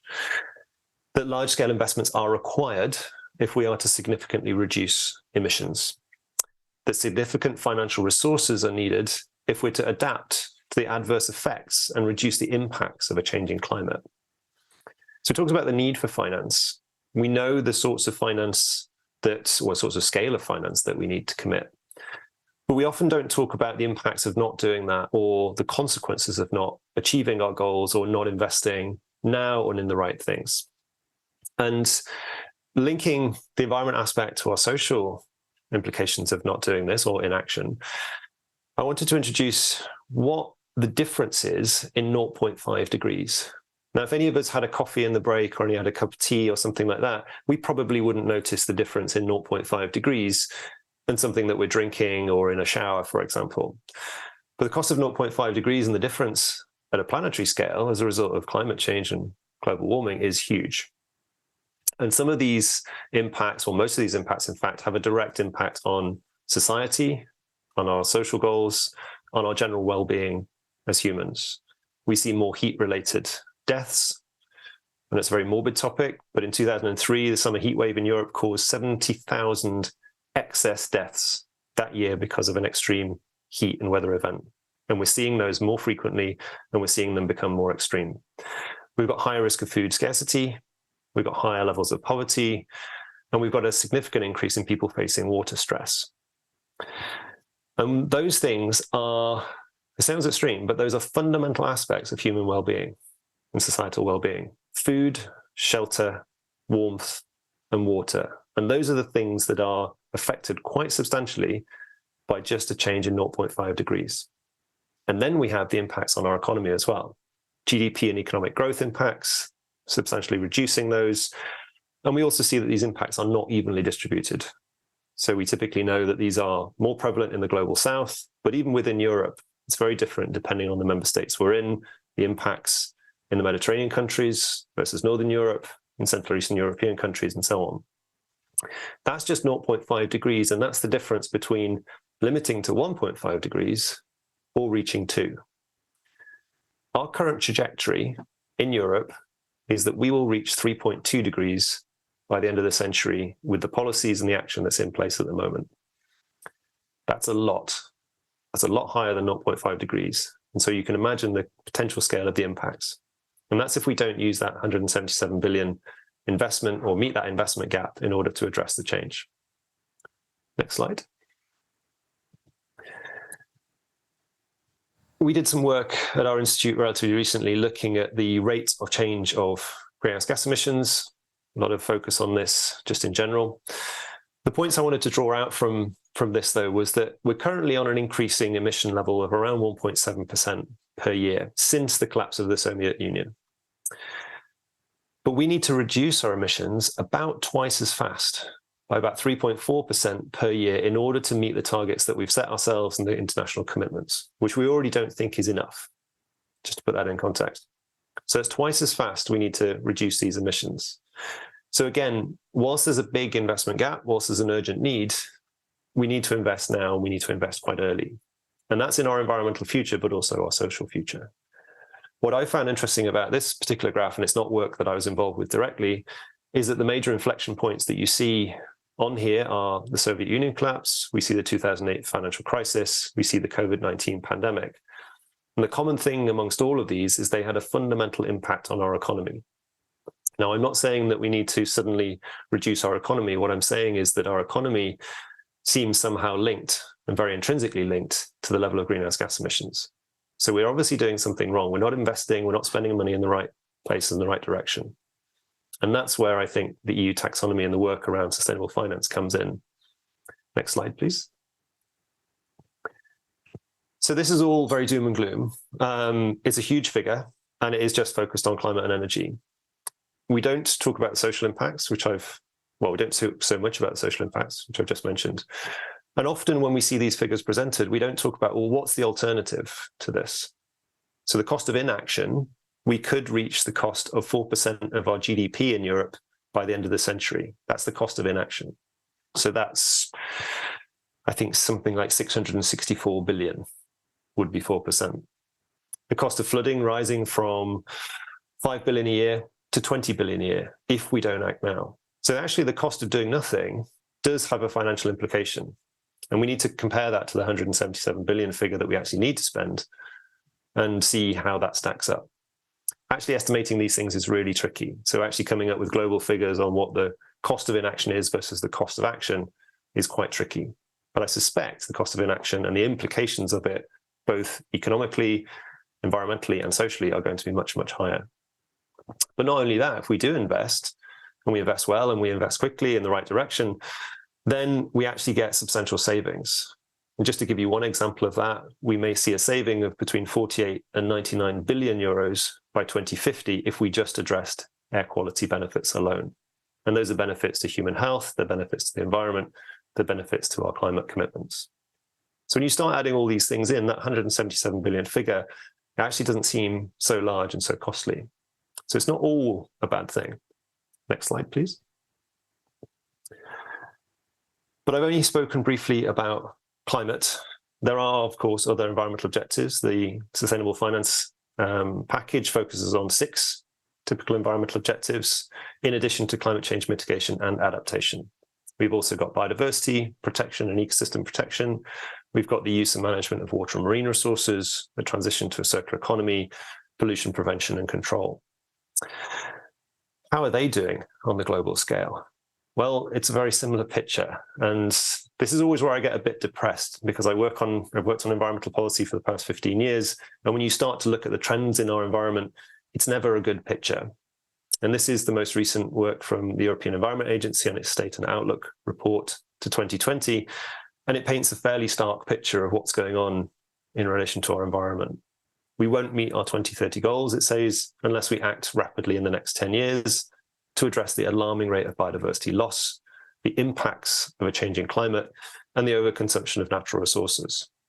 So again, it's signaling that we need to act quickly, and we need to invest. And I suspect if we tried to add up the cost and the gap in costs of addressing this versus what we're spending now, it would be a figure similar, if not a lot higher than what we need to spend on climate. Next slide, please. So again, it's fairly depressing. It's not a very inspirational thing to open a session of the afternoon by saying, it's all doom and gloom, the end of the world is nigh. But the thing that's given me most hope in the last 4 years is the work around the EU's taxonomy. And for those that aren't familiar with it, it is effectively a tool for changing direction in what we spend, how we spend, and the choices we make around our financial investments, everything from a company level to large financial institutions and market actors. And it helps guide us through what to invest in. How do you judge if an activity is sustainable, an economic activity? How do you avoid significant harm to other environmental objectives if you're focusing on climate? How do you avoid harm to water if you're focusing on biodiversity? So to make sure that when we're pursuing a given environmental goal, we're not causing some other significant harm elsewhere. Excuse me. Not only that, do we also have relatively minimum safeguards around human rights and social safeguards. And those are a requirement also in the taxonomy. So when we're investing in addressing our environmental goals, we're not undermining human rights and social safeguards. Next slide. So essentially, the taxonomy gives hope as to all of the challenges that I've mentioned, the costs. We certainly have the money. It's there in our economy, it's there in our financial institutions. We just need to know how to spend it and what to spend it on, and make sure that we're investing and aligning our investments correctly and rapidly enough to address the challenges we've got. In a sense, it does help us change direction. Next slide, please. So I'll finish with two more slides. The first is just to describe where the EU taxonomy is at the moment, for those that aren't so familiar, and what's coming up in the taxonomy development process in relation to the environment. The taxonomy itself is implemented through a series of delegated acts, which you may be familiar with. And at the moment, we have 2 effectively in force. We have the Climate Delegated Act, which addresses climate change mitigation and climate change adaptation for more than 80 economic activities. An economic activity is something like the growing of crops. It could be the manufacturing of a certain product. It could be the deployment of renewable energy. And we have criteria that tell us what we need to do for those activities in order that they are delivering substantially for the climate or adapting to the climate. Not only that, we have requirements for each of those activities to ensure no harm is coming to the other environmental objectives. So this is already written into law. So it already gives us some tools to signpost our investments towards the right direction and the right scale for addressing climate and avoiding harm to those other objectives. And it includes some of the minimum social safeguards that I mentioned. We have another delegated act, which is terribly named as the Article 8 Delegated Act, which effectively describes how and what to disclose when you're a large financial institution or the types of financial institution, how to report on your alignment with the taxonomy. So it's very much a usability element to taxonomy process. So many of you will have known this. It's already enforced, these two acts. What's coming up is the completion, or, well, we often call it the completion, but the completion of the environmental objectives of the taxonomy. We call this the Taxo 4 Delegated Act. It is the introduction of criteria for the other 4 environmental objectives: biodiversity, pollution, water, and the circular economy. And at the moment, this is being drafted by the European Commission. So the platform, the work that we've been doing in the platform, has made recommendations to the Commission for around 60 economic activities in March this year. And on Monday this week, we submitted another 20 economic activities as recommendations for them to take forwards. Now, it's the Commission's job to make a decision on which one of those they take forwards and how they write them into law. But we should see another roughly 80 economic activities adding to the taxonomy framework to cover these other 4 environmental objectives. So we're hoping that will come out in Q2, Q3 next year. It's slightly delayed from what's written into regulation, but I know it's being worked on at the moment. The final things that we've been working on as a platform in general are not only the above criteria. We've introduced what's called an enabling framework, which may be of relevance to some of the people in this discussion today. And that is, how do you ensure that an activity can, or an economic activity or an investment, can enable another activity to deliver for climate or the environment? And the example we often use is the manufacturing of a wind turbine blade is essential if we want to generate renewable energy from wind power. So that manufacturing process is what we would call an enabling activity. And of course, that runs the scope across the whole economy. So we needed some way of working out what was enabling and what was not, which is allowed under the taxonomy regulation. The other 3 reports that we have so far are the extended environmental taxonomy. That takes the conceptual thinking of the taxonomy further than just a binary approach, which we have at the moment, which is to say you're either sustainable or you're not. You're aligned or you're not. The extended taxonomy would include a middle ground where an activity might not yet be sustainable, but it is on the path and needs investment to get there. So it allows investment into that intermediary space that will move these activities in the economy towards a more environmentally focused and environmental delivering type of activity. We also have the minimum social safeguards report, and you have the lead author and rapporteur responsible for that in the next panel session. So I won't go into that in much detail, but an excellent piece of work focused on how do we integrate minimum safeguards into the work of the taxonomy and build on what's there already. And there's a report on data and usability, which is a hugely useful guide on how you actually operationalize the EU taxonomy and reporting for all of these different economic activities in practice, at a company level, at a financial institution level, and so on. Next slide, please. So the final slide I have was just to introduce a little bit more of what's happening next with the platform. So the platform on sustainable finance is an independent expert group to the Commission. We make recommendations to the Commission on development work, as I've just mentioned, on criteria setting, and so on.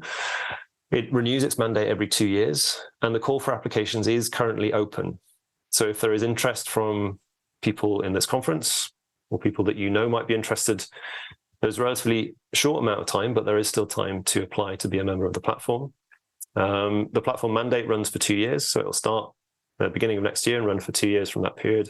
And it's going to focus on usability of the taxonomy, which may be very relevant for any of the organizations here, developing additional screening criteria, so additional economic activity criteria across all environmental objectives, and it will also monitor capital flows into sustainable investments.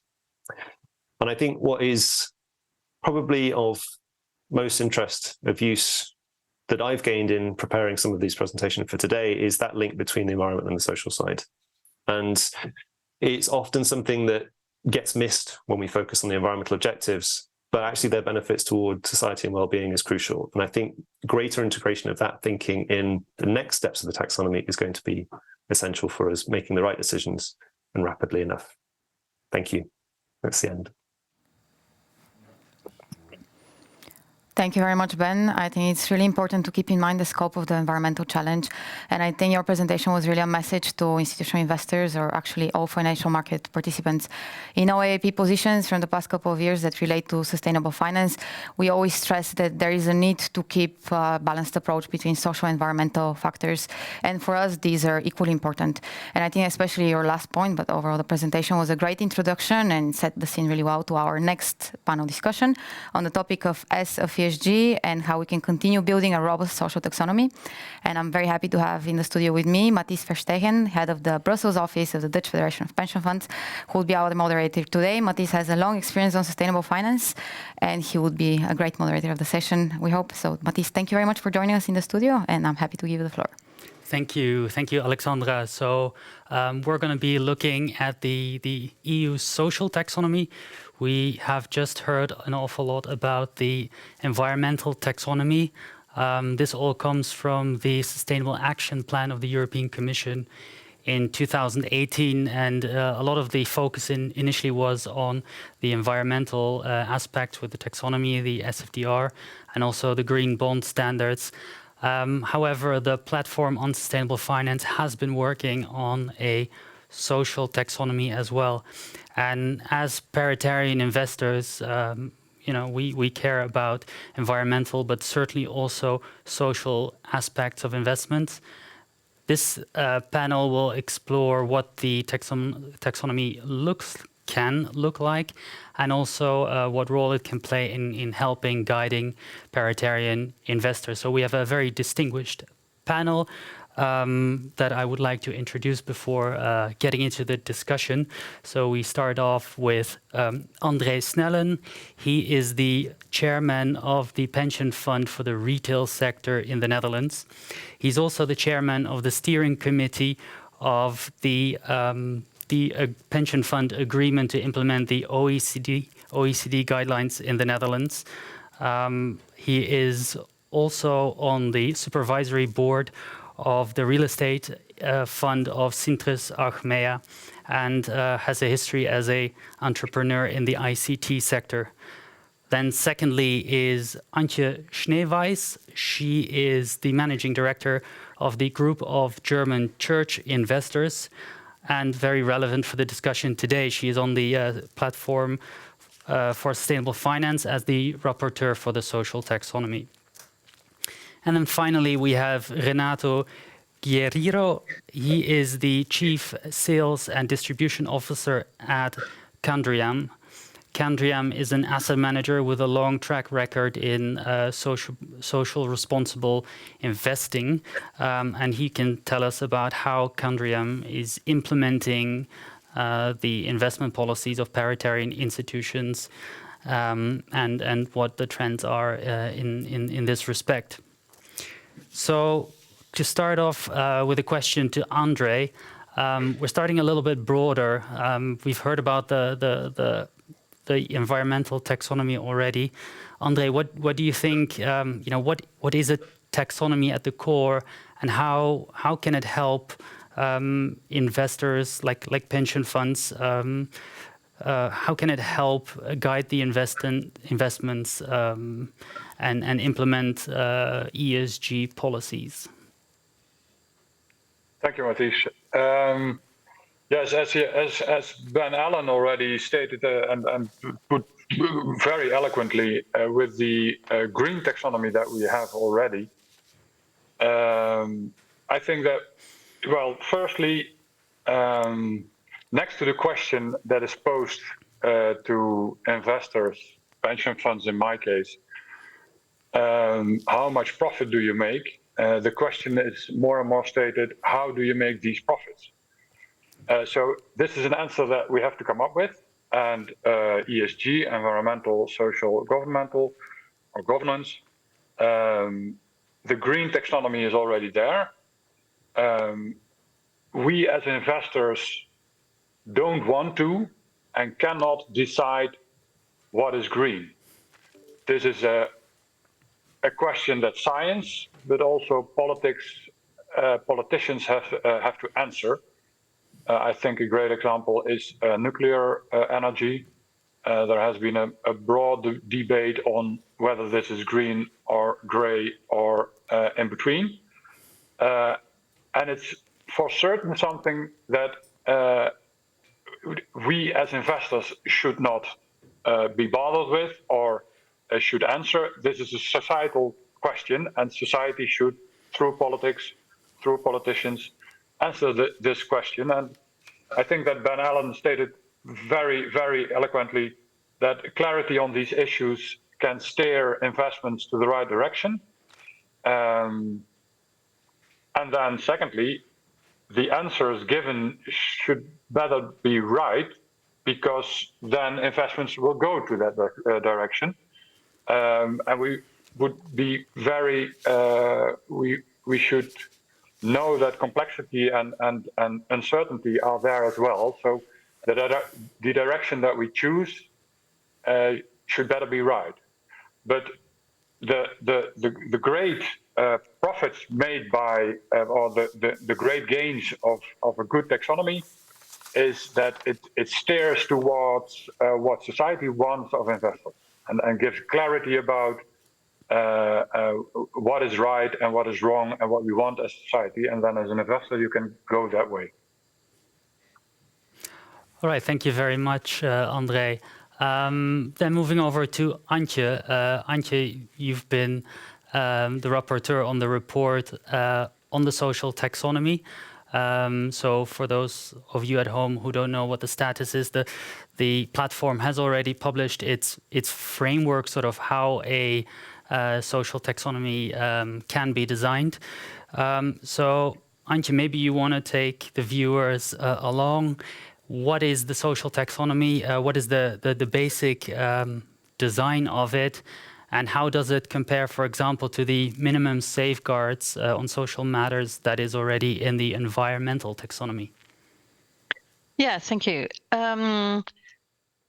It's a bit different whether you talk about the minimum safeguards in the green taxonomy or whether you talk about a social taxonomy. The minimum safeguards tell investors or companies what not to do. They are the sort of final safeguards that companies who count their activities as environmentally friendly are not at the other side actually harming social values, like, for example, violating human rights. And this was how actually we define this more clearly is in our report on the minimum safeguards. Our approach was to have a look at existing or upcoming EU legislation, for example, the EU due diligence law, and say companies who abide to this law probably made the minimum safeguard, just to keep it very short. It's a bit longer, but that we try to connect it to existing or upcoming law. With the social taxonomy, it's much more difficult and new, because here we actually would have to define what a good social activity is. And we found two ways to define it. Actually, we based these two ways on two definitions taken from the environmental taxonomy. And we said you can do social good by avoiding harm. You can do this especially in situations and sectors where there is a great danger that social harm is done. For example, because of the green transition, jobs are lost, or for example, in sectors like the textile industry, where you have a lot of social problems in the supply chain. And if you are exceptionally good there, then you would be socially beneficial.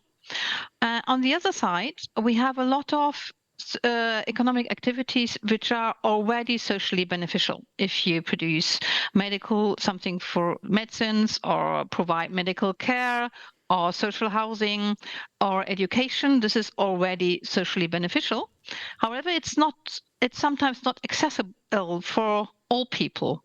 And we say if this activity is actually enhanced by, for example, making it more available, more accessible to all, then that would be socially beneficial as well. So these are two roads how you could define a socially beneficial activity, and these are our proposals.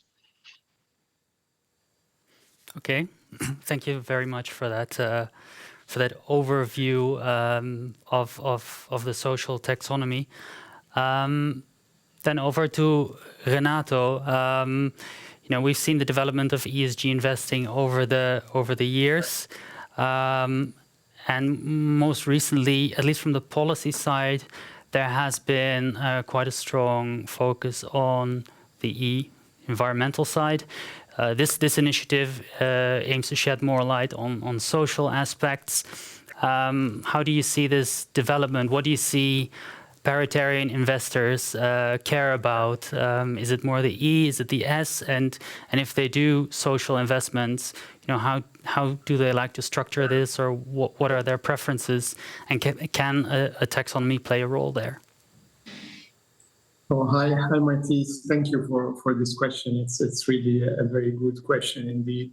I would like to go a little bit back into history.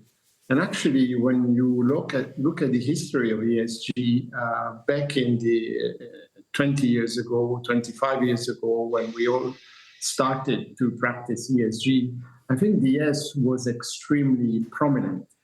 Everyone was talking about investing in an ethical manner. There were a lot of principles that were applicable to ESG investments, and many of them were already focusing on quality of labor, relationships between social partners, making sure that companies would behave correctly towards their employees. And actually, I remember our very, very first funds were doing the same, with an angle also on being good towards society, with the devolution of part of the management fees and performance fees to the benefit of development projects, both in the developed world and in the developing world. So I would say in the beginning, it was very, very, very social. Then over time, we moved from social to the E because of many climate crises. We've been going through a lot of issues, tsunamis, a lot of tornadoes, and this has really taken the attention of the press, of the public opinion, and then everyone felt very, very pressured to look at the E. And the E of environment, it was in a way even easier to measure because, when you are practicing investments, you need to look at materiality. And thanks to the new technologies, we have been able to prove that E is very material and is a way to conduct investments in a very disciplined and rigorous way. Over time, I would like to say as well that there's been a shift a little bit from the S to the G. And from time to time, people tend to absorb some S issues, like the respect of international principles, and they tend to bring those into the G of a good governance, like the relationship with human capital, the relationship with unions, the standards about diversity, inclusion. This is very much on the frontier. So where does this social taxonomy fit? And I think especially for pension funds and paritarian pension funds, I think this is a great initiative because a taxonomy by definition will allow to have more standardization, will allow to make sure that when we call something a social fund, or we talk about an impact investment fund, or we talk about an equity fund having some social targets, some social goals, we will be able to define this. And clearly, this ties also with the just transition, because when we talk about shifting out of fossil fuels, we are facing social issues like what do we do with the workers of the energy sector, and how do we make sure these people have a future? And big areas of our companies, of our countries have a future. So this is really extremely important. Not to talk, for example, about the issues we have with the refugees these days, and social investment funds are really trying to address this. But to conclude, I think it's becoming very, very clear that with a very good S in investment, you can have a positive impact. Thinking about, for example, education, thinking about children, thinking about diversity, gender diversity. All of these things have shown to have a positive impact on society, and very often there is a bridge also towards the big topic that is the circular economy, where if you are mindful about how you use your resources, and of course human resources are a very, very important part of the story, you can have a very, very good impact. And now the industry is really reporting on all of this. So in a nutshell, I really think that this taxonomy will be extremely useful and will allow Paritarian Pension Fund to really take into account of all of the social issues they're facing. And in a way, it will be a standardization where probably we will have less debates, because as we all know, this social taxonomy is based on charters, on principles that are widely accepted in our societies. Thank you. Thank you very much for that overview. Back to Antje. So the platform has now set out its view on the design of the social taxonomy, but in the end, at least the environmental taxonomy is designed as a reporting tool.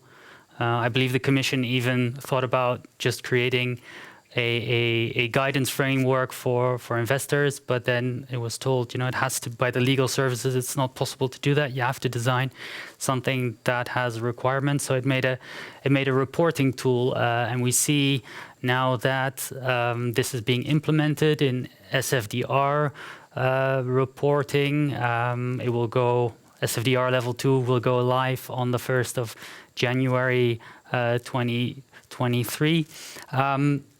So this creates a lot of disclosures and also the ability to compare financial institutions, how much they invest in taxonomy-aligned activities. Now, no doubt there will be in the future also people looking at the social taxonomy and start to compare paritarian institutions on their taxonomy-aligned investments.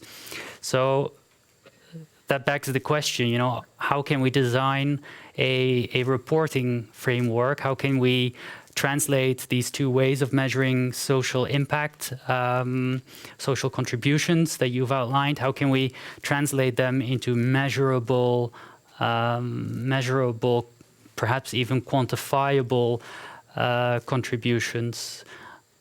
Could you share some thoughts on that? First of all, thank you to Renato for his speech for social taxonomy. It did me good. Thank you. The way, we were supposed to work on the structure. We know that there are some open questions, or a lot of open questions, but we still outlined at least some of the answers for the questions you have been asking here. As you know, the environmental taxonomy offers several options how to count environmentally beneficial activities. You can say that you invest in them, so that and then you count your capex or your opex for certain activities, or you count the turnover you are making with a certain product, which is supposed to be environmentally beneficial. And we think this is also possible for the two ways we have just outlined very shortly for a social taxonomy. When you make an investment to reduce harms or to address harmful consequences of certain economic activities. For example, when you buy clothes from an East Asian factory, then actually you could count additional cost, additional expenditures for making it more social. You could, for example, ensure that the price you're paying to the factory in Southeast Asia, that this price is high enough for the company to pay a living wage, and you take care that actually this is actually done by his factory at the end of the supply chain. So that would be counted as an expenditure you are making, and that can be counted by the company and then in the next step by the investor. When it comes to enhancing already existing beneficial attributes of the activity, then you can count the turnover. So you can count the turnover you're making with renting out social flats or building social flats. You can count the turnover you're making with medicine, which you have been making more accessible. We have been working here with the Access to Medicine Foundation on this, how you could actually create criteria on the accessibility of certain medicine. And then the company could say, well, we have made this and this turnover with medicine, which we actually produced and developed by these criteria. And the company can count it. And in the end, the investor can count it. Of course, it will still be some work to work out the criteria, just it has been a lot of work to work out the environmental criteria.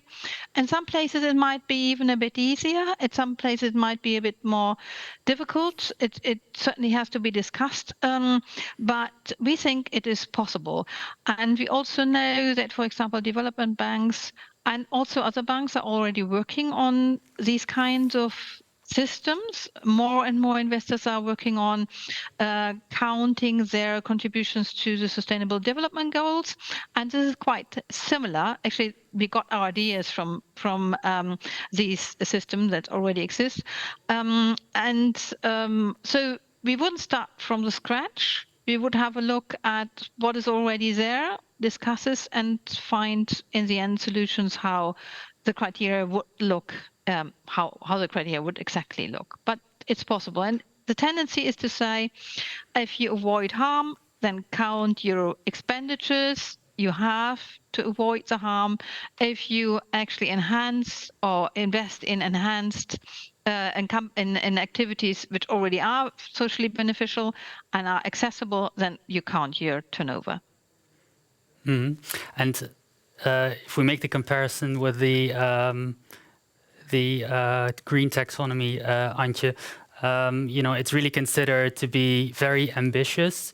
So currently only 1 to 2% of listed equity can be considered taxonomy aligned. Do you see the social taxonomy as being just as ambitious, but then on social issues, or do you think it will be covering a larger part of the economy? It definitely covers a different part of the economy, and that is important. We know of companies, but also, for example, of public companies, public banks who need a social taxonomy because otherwise they can't count any of their activities and investments as sustainable. And that is a bit strange if you have companies or investors who do nothing but invest in healthcare and social housing, and in the end they have to say, well, our sustainable investments are about 0.5%. Yes, so I can't really say whether it's easier and whether the part would be greater. For some companies it certainly would be, but it would certainly cover a completely different part of the economy and completely different sorts of activities, so that the overall taxonomy alignment would certainly be bigger with the social taxonomy. Andre, can I get your thoughts on that same question? It's only 1 to 2% with the green taxonomy. Nevertheless, there might be expectations from stakeholders or in your case pension fund participants who might hear about the green taxonomy and say, well, I want 100% taxonomy alignment, and at the same time there's also this idea of a brown taxonomy of harmful activities. Do you see that these reporting frameworks at some point might put certain pressure on the investment policy of pension funds? They already do. They already do, and I from my perspective, Antje knows a lot more about it than I do, but from my perspective, I think that the environmental taxonomy within the investments that have to that weigh against that taxonomy, you have the discussion about stranded assets, sustainability. Oil will be gone within now and 50 years, something like that, because of the fact that carbon dioxide taxation will be so high that these types of economic activity will no longer be viable. With the social taxonomy, I don't see that clearly as same dynamics, that it is impossible to sustain because of the fact that, the earth will no longer be there. But it's not the case with the social taxonomy. It's a different dynamics, I think. You see the restraints already, and what bothers me or what worries me as a pension fund chairman, you have complexity, you have uncertainty. With that, you have risks. We have a primary goal as a pension fund. We want to pay pensions. We are a sustainable development goal in ourselves, beat poverty. In the Netherlands, we have a very good system. We don't have old age poverty, virtually none. So we succeed in that, but that's our primary goal. And I don't shy away from the question, how do you make your profits? But the answering of that question should not hinder me too much in, obtaining my first goal, and that is a pension, paying a pension. So I see a difference between the dynamics of a social taxonomy and a environmental taxonomy. And yes, it already, it's a good thing that it influences, not hinders, but influences the investment society. That's exactly what you want. You hope that the right taxonomy is there, that green is actually green, and that social actually helps. So you better be sure about the way that you compose the taxonomy. And then the guidance that comes from that should be good. And the guidance is there. But I think I mentioned some other aspects that stay in mind and bother me and keep me up at night, so to say, because of the fact that, I have my primary goal. I do see that diversity is less, uncertainty is and complexity are there, then risks become greater. So, yeah, I don't know if I answered your question, but these are thoughts that come to my mind when I listen to Antje and I listen to, that's it. Okay, thank you very much, André. Maybe then over to Renato. Maybe you could reflect on the same question. How is the regulation influencing? Is it guiding? Is it maybe at some point hindering investments? And we can also look at the SFDR, Renato. I'm sure that you are doing a lot of work right now in SFDR implementation. I know that in the Netherlands, a lot of pension funds are very busy with this now. So perhaps you could also share your thoughts on what we can learn from this entire process and what lessons we should take when thinking about implementing a social taxonomy. Sure. No, to echo what Andre just said, SFDR keeps us awake at night. We have been working very, very hard on SFDR already last year, but this year in particular, we've been working even harder.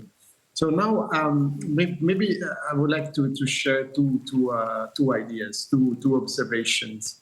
One on SFDR in general, and one on the green taxonomy. And probably this will allow me to to also refer to the point you were making about, the alignment with green taxonomy. You mentioned before that there's little alignment with green taxonomy these days.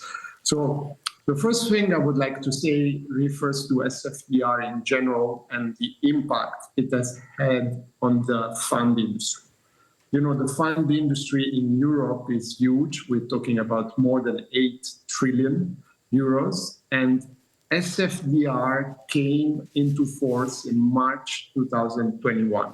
So we're talking roughly 18 months ago. And what's the outcome of SFDR? Today, half of the fund industry, 4 trillion, is either funds Article 8 or Article 9. So to me, this is a huge success. This is really putting Europe at the forefront of sustainable development for the future. And I think we should all be very, very happy with this success. And in addition to that, we see that the trend is going to be that there will be even more Article 8 and Article 9 funds. So this is a little bit talking about the stock. The other story I would like to share with you is that in 2022, with financial markets that have been very, very, very difficult, equity funds have lost roughly 20%, bond funds have lost between 15 and 20%.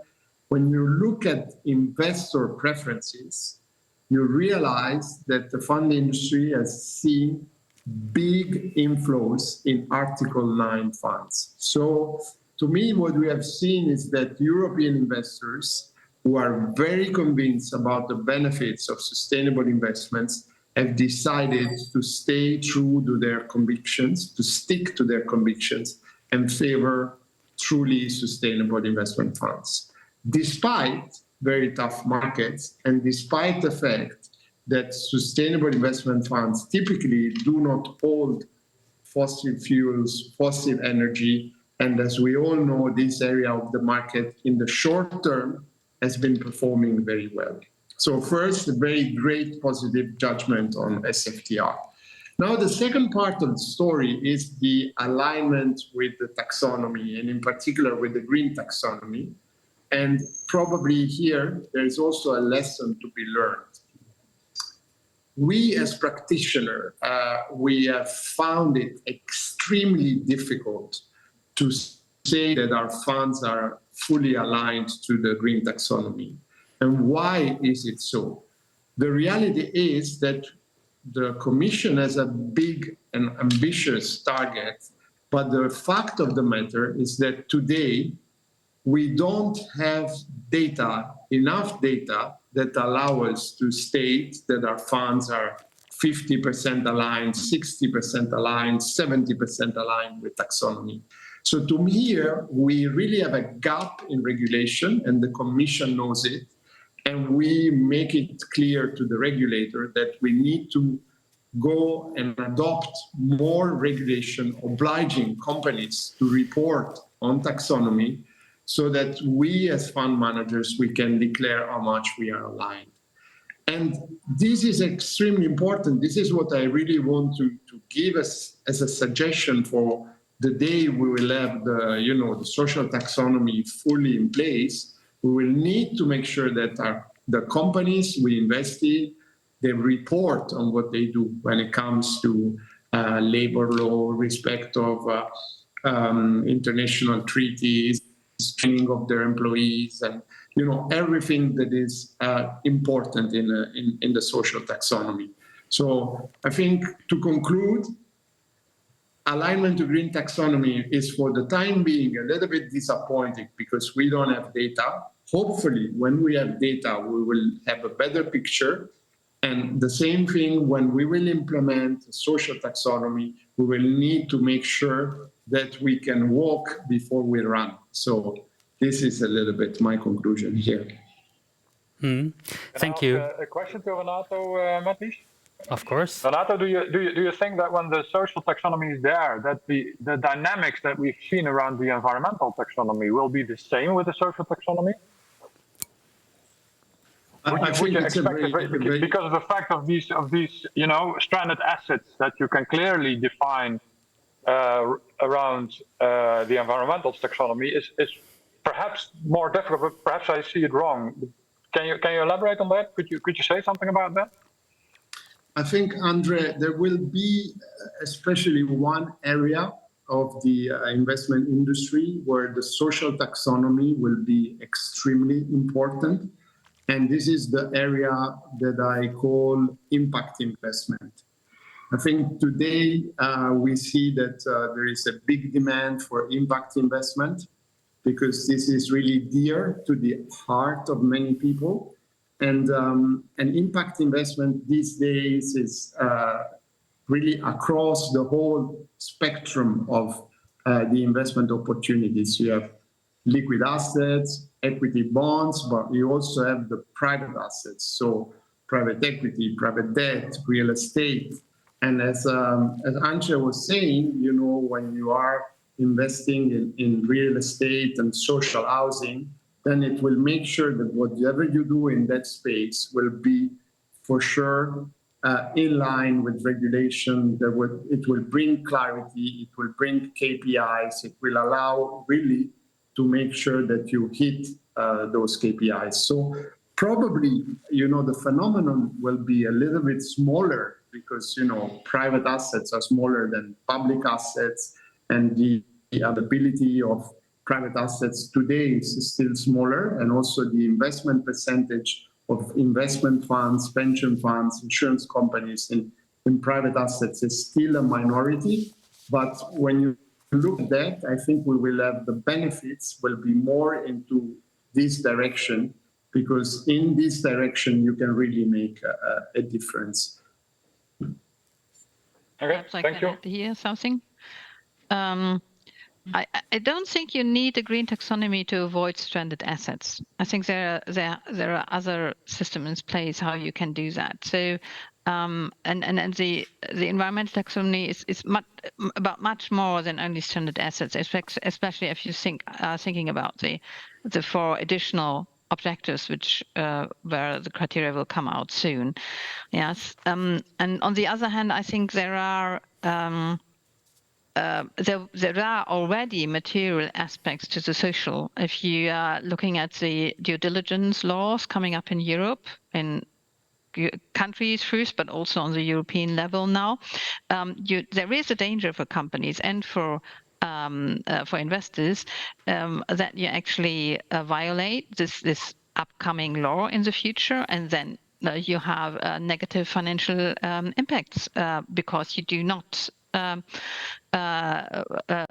adhere and respect certain social rules. Yeah, I mean, in Germany, for example, companies might be excluded from public contracts if they violate the German due diligence law. So social is becoming material with the especially with the due diligence laws at the moment.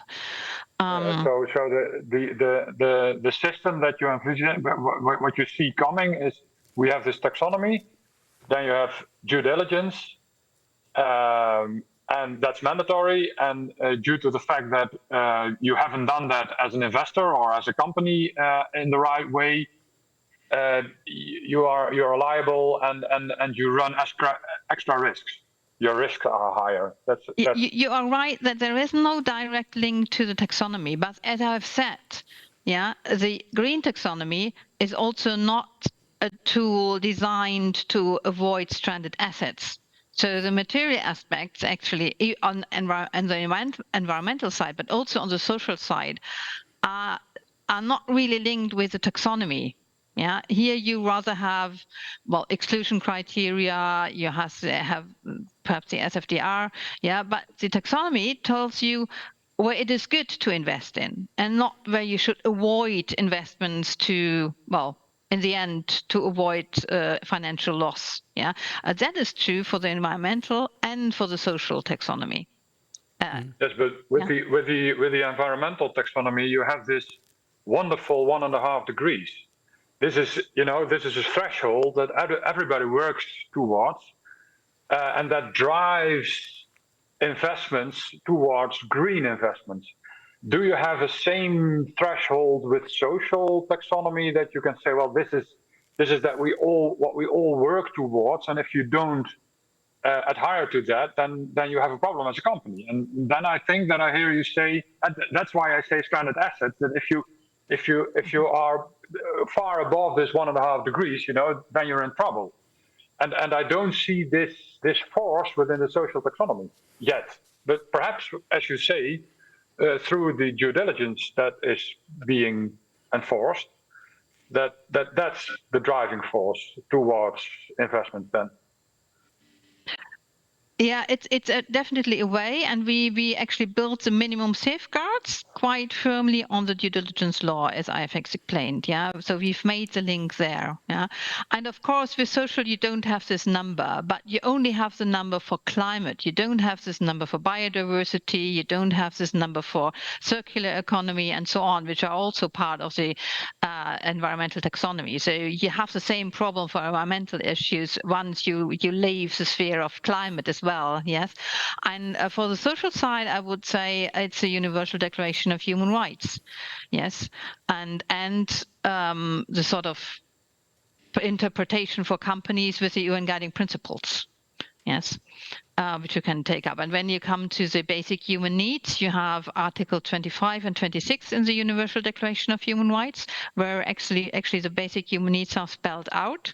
And that's what we say in our report. We say that for the environment, you have science. For the social side, you have international conventions and norms on which the social taxonomy are built on. Because to define social criteria and what's good and what's not good, you need this discussion. You need to have the stakeholders around the table and say sort of find a compromise, find a solution on which everybody agrees. And we don't need to do this again because that has already been done on the UN level. For example, for the Universal Declaration of Human Rights, for example, on the UN guiding principles, you see, and you take this as a sort of ground on which you build a social taxonomy. It still needs some interpretation, and it still needs to find out how to adapt this to the investment world. Yes, but there is, I think, a quite good foundation on which you can build social criteria on. Yeah, and if you see the 1.5 degree is in the end also a result of a compromise reached in Paris on the UN level. So this will be the first step and the ground on which you can build further criteria on.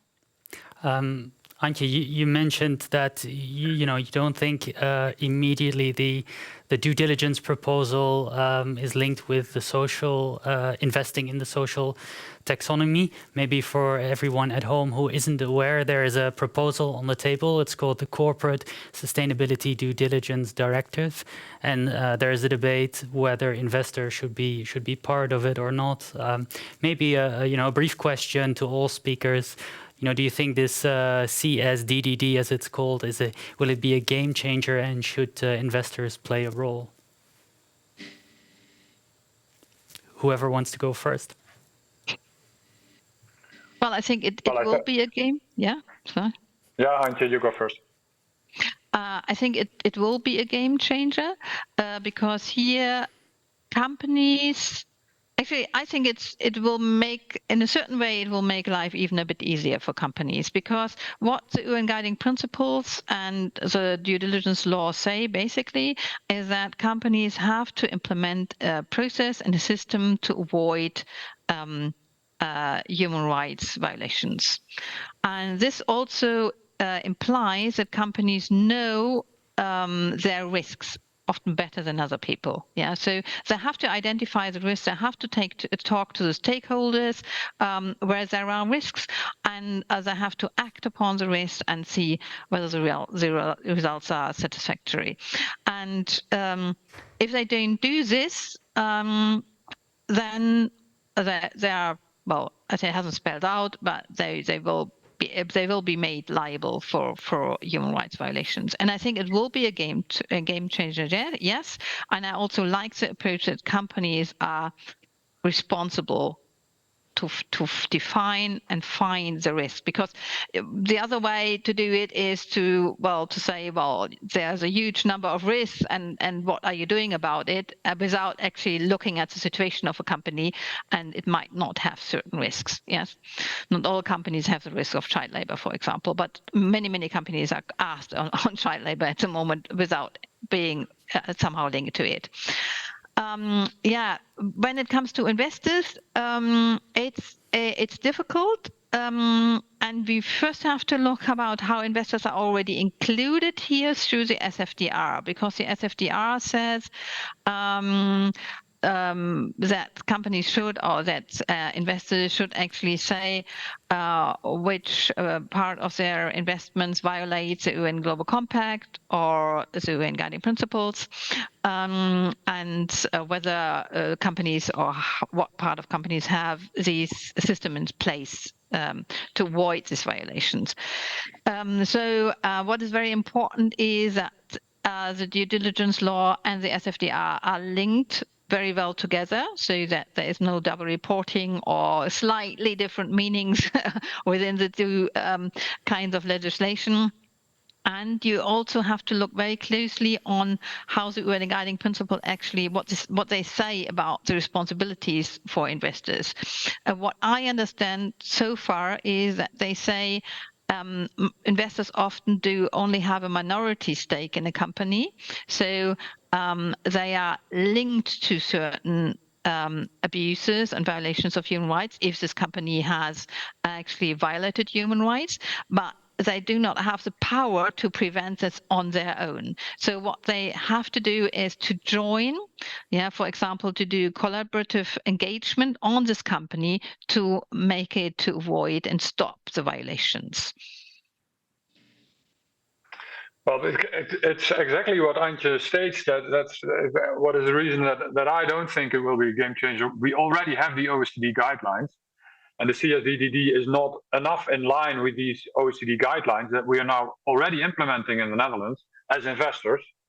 There will be a difference between the corporates and the investment industry.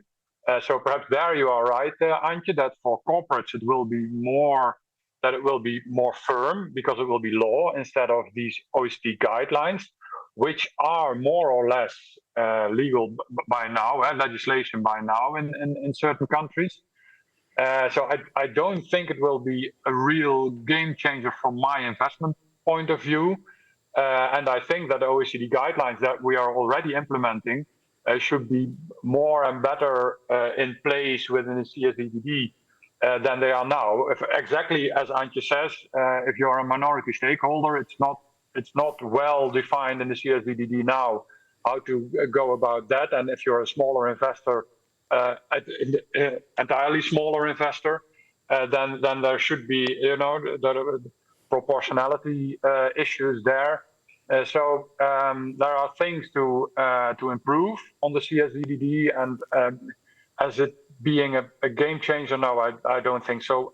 Because of the fact that we already have the OECD guidelines, which are certainly not perfect and not perfectly implemented, but they are there nevertheless, so we know what to do, more or less.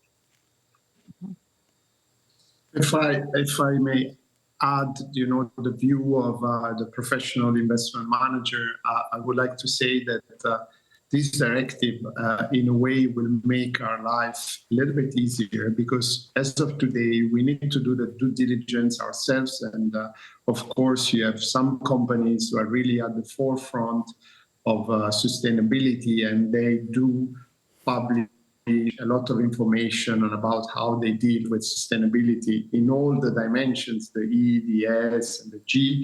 But not all the companies are the same. And the fact that this directive would really be overarching and really capture, maybe with the exception of SMEs, the large majority of the listed companies on public markets, this will be for sure a positive thing.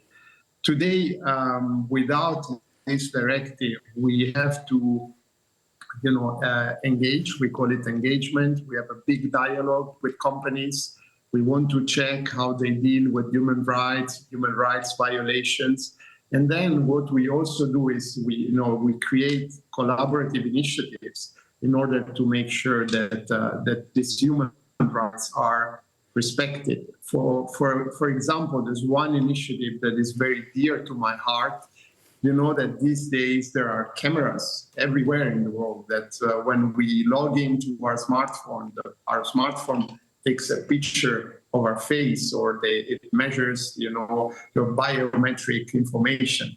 So that's why, for example, we have decided, alongside with many investors, totally more than 4 trillion, to make sure that whoever gets, private information like your face, your biometric data, whoever takes a picture, a video of you is responsible for this. And, this is, for example, something probably we wouldn't think about when there was back in the day the Declaration of UN Human Rights, but these days, these are things that are very, very important in our life. So to me, I am for. I believe it's a very good opportunity we will have. It will create, again, a bigger duty on companies, but the reality is that companies are not there only to make money, but they are there also to have a positive impact on our societies. So in general, I think it's a very good step forward. Thank you, Renato. Then, as a final question, as we have the benefit of having the rapporteur on the social taxonomy report with us, Antje, what are the next steps? You've published your report. I think the ball is now in the court of the European Commission. What are they going to do with it? And do they see it as an easy subject, or is it perhaps a little bit tricky and controversial? Yeah, the ball is certainly in the field of the Commission now. As I said, they are going to provide their own report by the end of the year on the basis of our report, and we will be waiting for this. We already see that the Commission is not very enthusiastic about the social taxonomy. We know that there are a lot of problems with implementing the green taxonomy at the moment, so they are focusing on this, which I think is reasonable. However, we already also understand that especially DG Employment is rather or quite much in favor of a social taxonomy, where DG FISMA, I'm not so sure. But DG Employment, of course, it's their topic, yes, and they would like to highlight social issues in the investment community as well. So, well, yeah, we'll see how it turns out. I understand that especially public companies, public banks, but also sustainable investors are waiting for social taxonomy. They need this orientation, yes. They need to know what they can call social. I mean, the difference, we all know that ESG rating agencies come up with different evaluations on companies on green, but the differences on social are even bigger. Yes, and that's puzzling. Yes, and as Andre has said, yeah, we need to have a conclusion on social here. And maybe, I mean, I always understood that the Commission first worked on the environment and first worked on the climate. I think that was a good and decision that was most pressing. However, we also need, and it becomes more and more apparent that we need this orientation for social as well. Maybe it's on a smaller scale, yes, but we need it. Yeah, I think that's a very good conclusion of this panel. We need the S next to the E and the G, and we as paritarian investors think it's important and look forward to the development of the social taxonomy. We will follow the subject quite closely. I want to thank all speakers, all panelists for their contributions. So, according to our schedule, we should go now to Sirpa Pitikainen, but I'm not sure we have her on the. We do. Are we do there? Okay, thank you very much for joining us, Sirpa. Allow me then to introduce you quite quickly. I don't think for the Brussels insider you need much of an introduction. Sirpa Pietikäinen is a member of the European Parliament for the EPP, where she is very active in the econ and in the economics and the environment committee. She used to be a minister of the environment in Finland, and she's been a leading voice on sustainable finance in the European Parliament on issues such as the taxonomy. So Sirpa, we've been discussing the social taxonomy, which is one of the steps forward now. How do you see the situation now where we are with sustainable finance policies? What are the next steps? I mean, in particular, in the current global geopolitical environment and the economic environment that we are today. Thank you so much. And first of all, I apologize that I do not have the video connection because I'm on the road at the moment. But anyway, I wanted to join your conference because I find the topic of utmost importance. And my first message to you would be that this is the time for paritarian organizations, for mutuals and cooperatives to lobby as strongly as you can the European Parliament and all political parties of the importance of this issue. Because the problem is political, it's not technical. And let me pick up a couple of the points on here.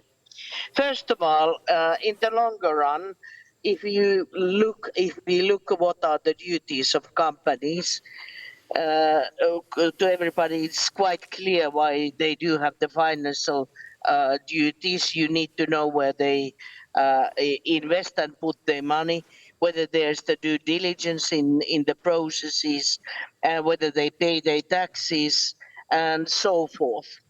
In the longer run, it is even more important to know what is the purpose and the result of the company from the societal point.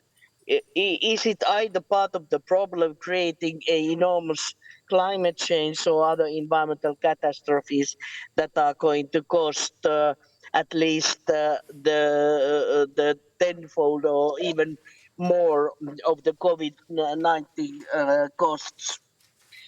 And the social matter is actually the same, because if you avoid the social costs, if you create a degradation of the social structure, it is going to be the cost of the society in the longer run, be it political imbalance and unrest, or be it directly the costs to welfare state.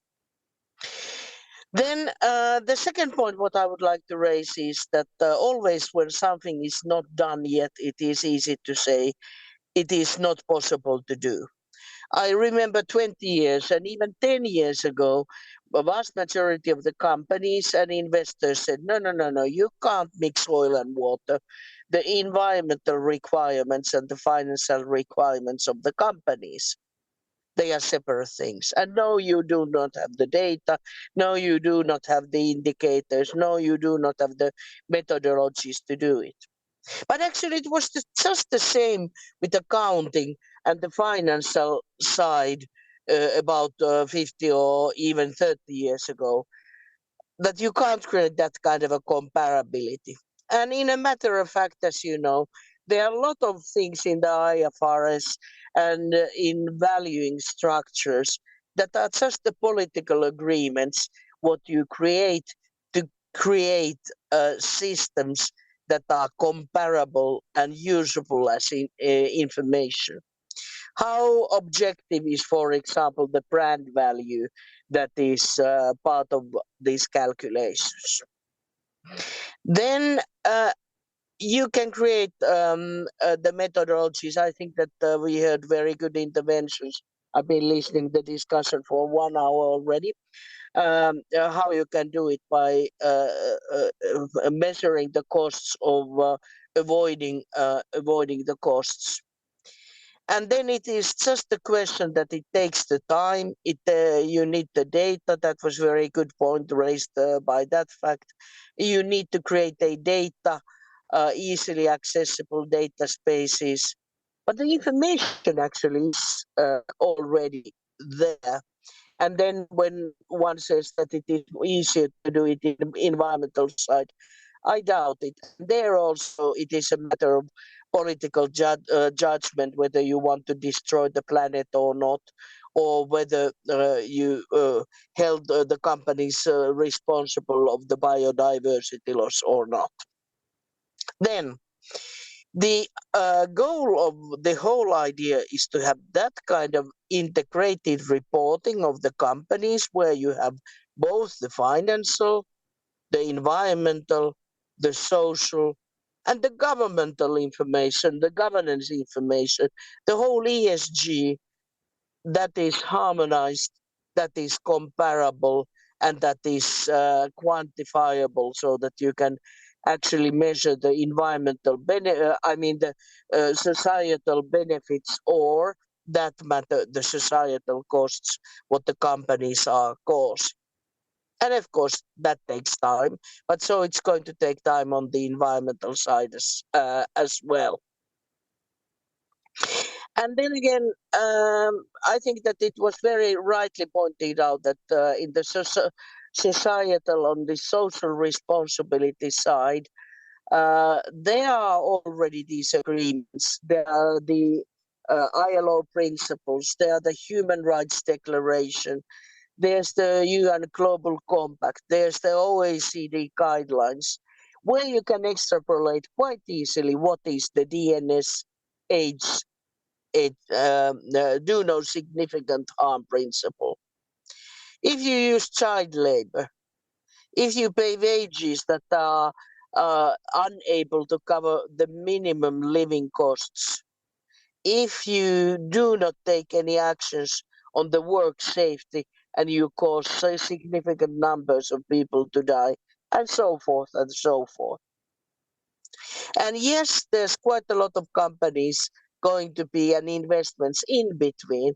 It might be difficult to say if you invest in PVC or other consulting firm, whether that is environmentally or in social side a beneficial, or if it is a significant harm.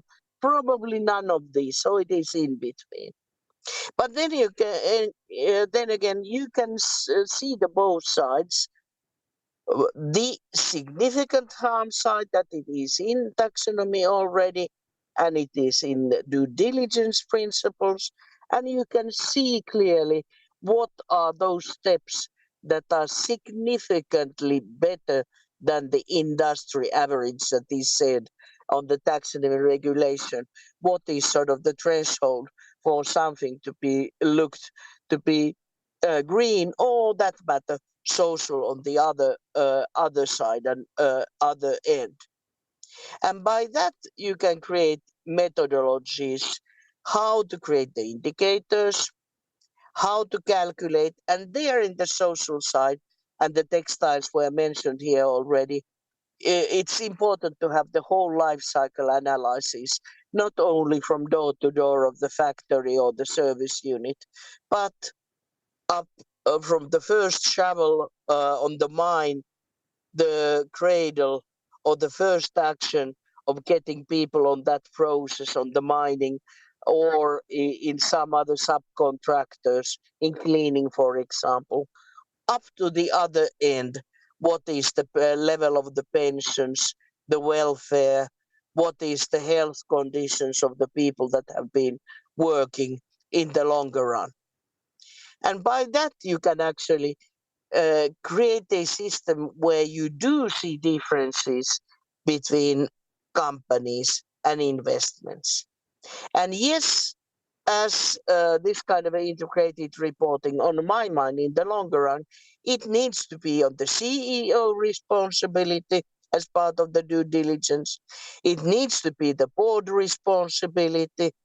And yes, those information should be audited, because what you say needs to be verified, so it needs to be secured third-party inspection that guarantees that the information is correct. And yes, we have the elements on the table already. We do have the taxonomy, and it was Parliament's will that the social taxonomy shall be developed after the environmental taxonomy.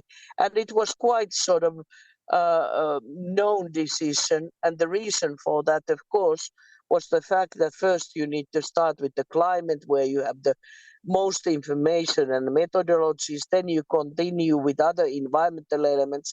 You can't pour all of that in the table at the same time. And then the social matters, where we need quite a lot of development still. But that doesn't mean that you can't do it, or that it doesn't exist, or that matter, that it wouldn't exist already. And then actually, if you look the SFRD, if you look the due diligence, if you look the taxonomy, they create a triangle how to deal with that information.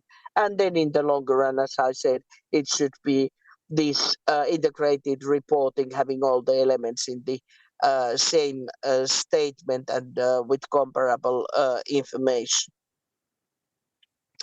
And there, the problem is going to be caused of the fact, if we put and we separate the social part from the environmental part. If we have another part, let's say, regulating what are the social requirements for SFRD, how you define them on due diligence, and then in the taxonomy, if that would be to come. And that would create that kind of a situation where you have incoherent information and you have less effective impact. And so it would make only a good sense to use these tools what we have and what we have at the table at the moment as this kind of a platform to put the regulation in the same elements, in the same regulations, be it any of the elements of the ESG. And then actually my last point, what I would like to raise here, is that then in the longer run, I think that we should need to put this system in the framework of IFRS that is working, as you know, already with the environmental reporting. And it is important to see that as it is in the economic side, you just do not report, you act upon what you see on your reports, you make corrective actions. It is just the same in environmental and social and on the governance side. It is not sort of making reports and statements how things are. It is of telling what kind of a corrective actions, what kind of a transitional plans the investors and the companies where they invest in are taking to make the things better and to make them in order. Yes, it is going to take quite some time, and yes, it takes some time before all the companies digest the fact that not knowing is not the answer. But it is not the answer in financial sector either. Because if you say, I don't know whether we are profitable, I don't know what is our costs of procurement or whatever, that is going to make you risk class already. And it is going to be just the same in the social sector. If you do not know, that itself constitutes alarm sign and it constitutes a risk. So it is the duty of the company to be aware and to have that kind of a choices on the whole chain of production, where they can be aware of their environmental footprint and their social footprint. And yes, in the majority, I would say over in 90% of the cases, the choices do exist. And yes, the company joint action can make the change happen in those third country sides where especially the social and that matter environmental information is not existing at the moment. And there I'm coming back onto my first point. It is a matter of a new thing to come on. It is a matter that we create reliable and valid databases. And in the longer run, for SMEs, for example, I think that we need this kind of in quote, nutritional value tablets, where you can see the approximations of the potassium on the broccoli or the calories in broccoli, even though we know it might be slightly different in each and every broccoli, depending on the season or depending of the breed of the broccoli.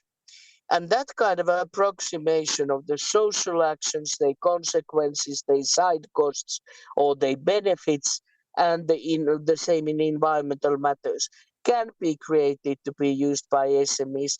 And that facilitates the SMEs to be on the production chain of the bigger companies. So I would be very strongly demanding that we do have the SMEs included on the regulation too, so that it would be only the micro entrepreneurs that are excluded on this.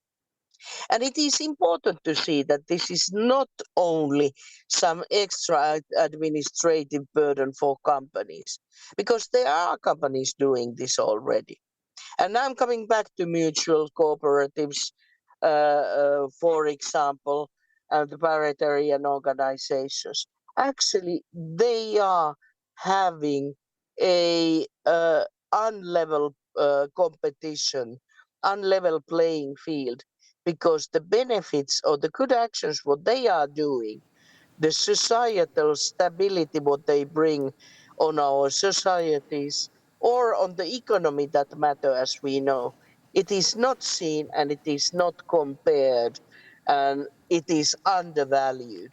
And so that's why I do hope that you put all of your efforts on lobbying for these principles on politicians, on European members, on European Parliament, and not only that, but because it's difficult in the Council and Member States, on the Member State level also. Thank you very much, and I'm happy to be in cooperation in these and other questions in the future also. Ma'am Pietikainen, thank you so much for the great intervention. We're very happy, as usual, to have you as part of our discussions, and I think this was indeed a great contribution and a good end of the discussion on sustainable finance we just heard. So on my side, thank you again to all the participants that joined us in panel 2 as well, all the speakers overall in the conference, to all of you joining us online today for our annual event. And now, without delaying more, I'm happy to give the floor to our Vice President, Katia Vierto, for some closing remarks on behalf of AEIP. Thank you again. Thank you, Alexandra. And on my behalf also, thank you very much, Sirpa Pietikainen. It was very clear speech and clear message to us. It was important. Thank you. So as a Vice President of AEIP, I'd like to thank you again, also all of us who joined us this afternoon, and of course all speakers for their great contribution to our program. And as a conclusion from today, I can say that the role of paritarian institutions remains as prominent and important as it was 26 years ago. For more than 2 decades, AEIP and its members have constantly shown their added value in driving social policy debates at the EU and national level, while promoting inclusiveness, transparency, and representation for EU citizens. Taking into account the new challenges that arise at the moment, AEIP and its members will continue to adhere to their vision for long-term oriented, sustainable and adequate social protection, and to promote complementary social institutions in an inclusive and transparent manner. A sustainable and inclusive future of social protection cannot be conceived without the contribution of paritarian institutions. With this last remark, it's my pleasure to thank you all again for joining us in celebrating one more year of AEIP's activities in Brussels, and we hope you will join us in future events and initiatives. So thank you and have a nice Thursday evening. Bye-bye.